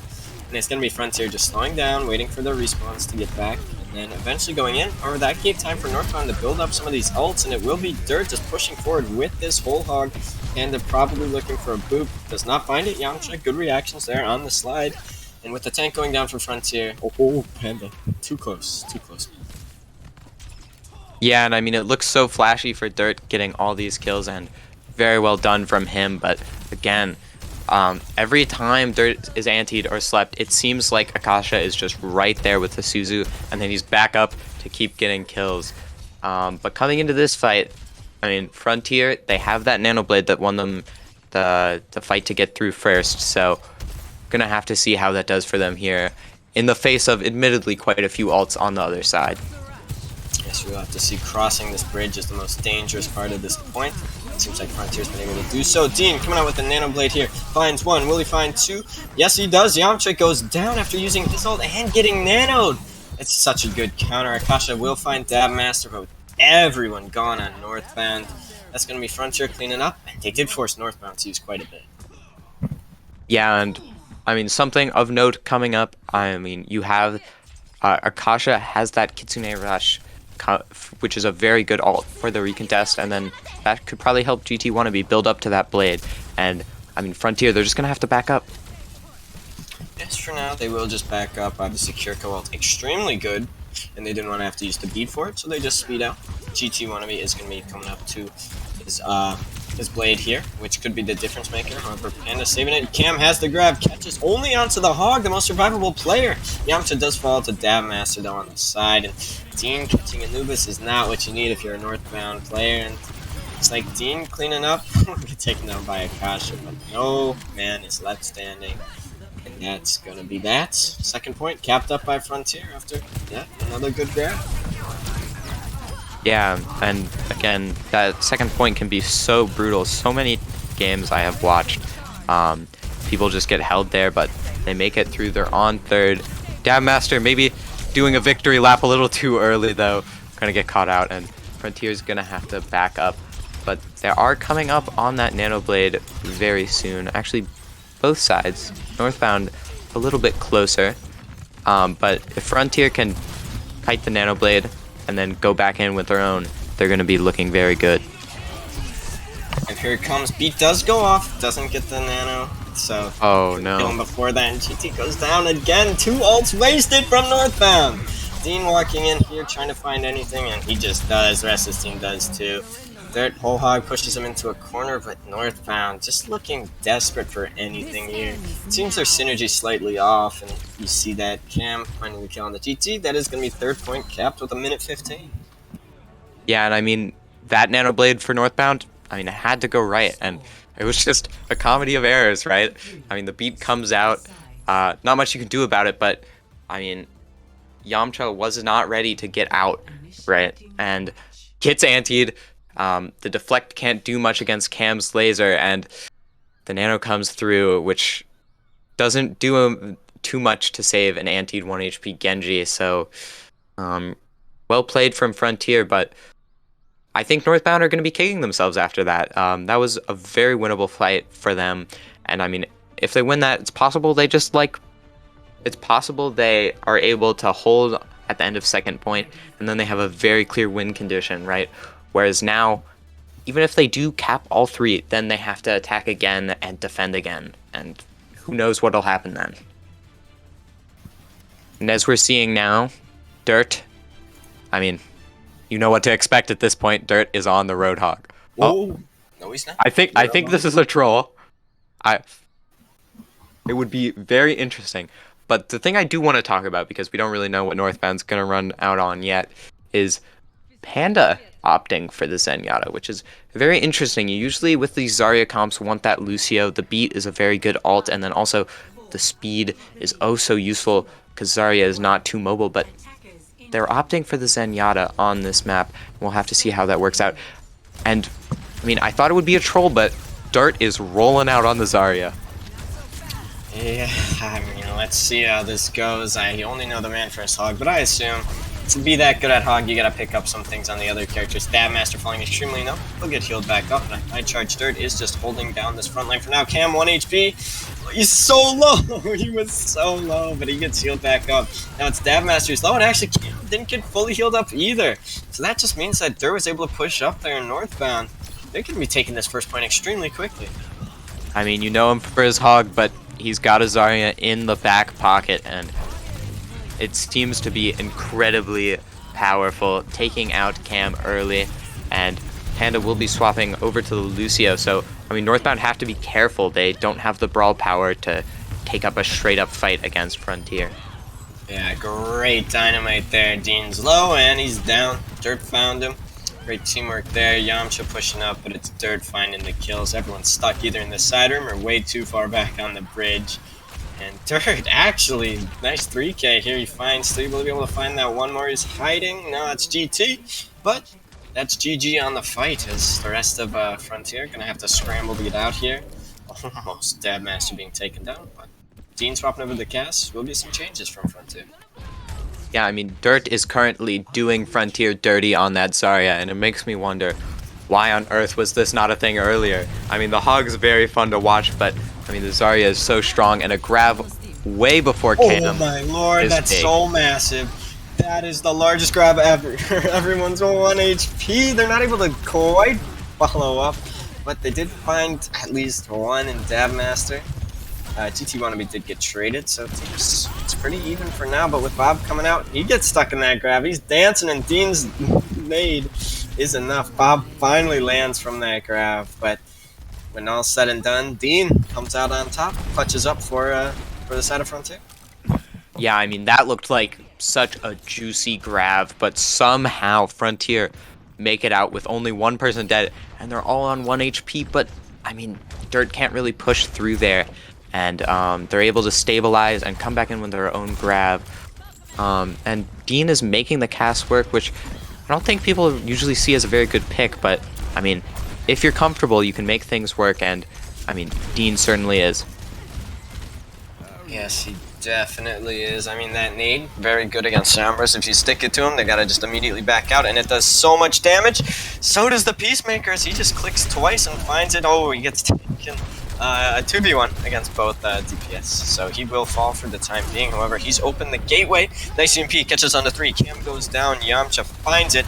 Dab Master and Silversaw still hacked up, but they will be able to just back out. Now it's an Ash 1v1. Dab Master gets the better of Yamcha, but GT in the back finds Panda. Silversaw has this nano if they want to be able to use it, but someone has to touch. They do, but Dirt finds Silversaw's nano never comes out. Dab Master dies, and Dirt still doing what he does on the Hog, but now on the Zarya makes him 10 times better. I mean, Dirt is doing so much right now. I mean, that looked like a good start for Frontier. Dean just catches Akasha unawares, but they trade it back, and Dirt just kills everyone. It really seems like right now Northbound's plan is Dirt go kill, and I mean, it's doing wonders for them. It is. I like the Sombra pick from GT2. They're able to just walk forward. Nano comes out, but a grab from them as well. Dirt catches a couple. Yamcha will be able to clean it up. No DPS now for Frontier, and Cam is so low. He's got the grab. If he chooses to use it or not is his decision, but no. Dean swapping over to the Widow, trying to find some kills coming back from spawn, but with 4 minutes, Northbound looking extremely good on this attack. Yeah, but one thing of note, both support ults blown and the Graviton, and Cam has a grab on his end, so, I mean, this is Frontier's fight to win, and wow, just what a nice shot from Dean. Yeah, grab comes out. That's what Frontier needed for the momentum.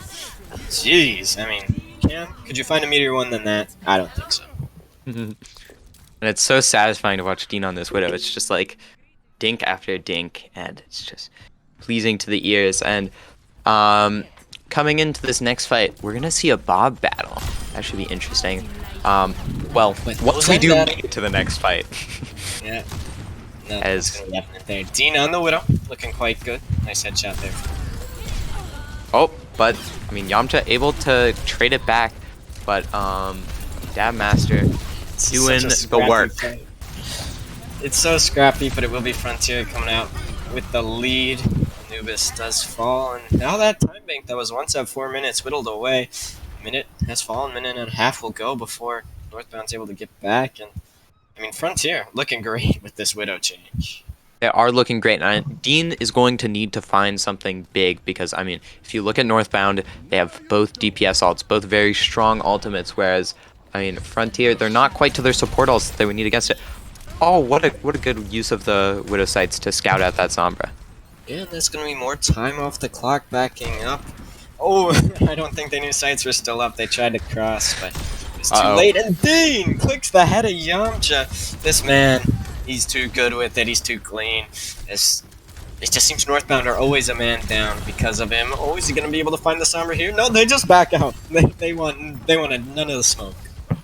Yeah, and I mean, Dean is doing such an important job. Yeah, like these picks are able to stall not only on the clock.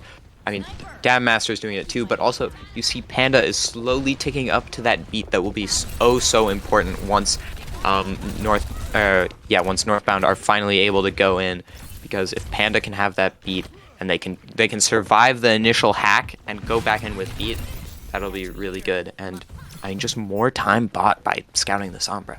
Yeah, this 1-2 punch of Dean Dabmaster is just so potent. The rest of the team is doing a great job following up. And it looks like both sides. I mean, Northbound's got theirs, but they don't have a support. It's always down one with Dean. This man, give him player of the match at this moment. I don't care if they win or lose. The rest of Frontier is pushing up. They have ults, but they may be walking right into Dirt Trap. He's got this grab. Is he going to use it? He can't even live. Panda finds him. And Frontier win another fight, and now they're at a very even ultimate advantage. I mean, this is so brutal. Usually on this map, you can walk up to that like archway for free, but Dean is not having it. Just getting pick after pick, and I mean, they're gonna have to fight tooth and nail just to get to this point. Oh my god. And EMP used, and they can't find anything. Grab comes out now, and the first pick will come through. Dean, there's a Bob there. But what? Anubis and GT go down. It's such a scrappy fight, but both supports are still alive. And Frontier come away with it after initially looking like they were down too many players.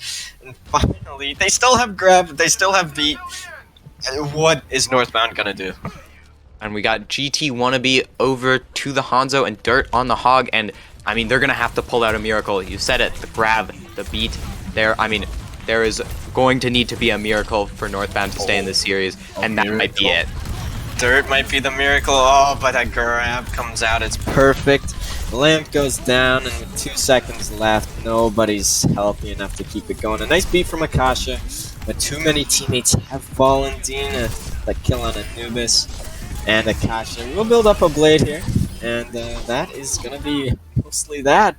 Frontier, their DPS looked outstanding this game. The whole team was great, but I mean, geez, Dean and Dabmaster, especially map 1 Dabmaster and that Sojin, they look almost unbeatable. What were you gonna do?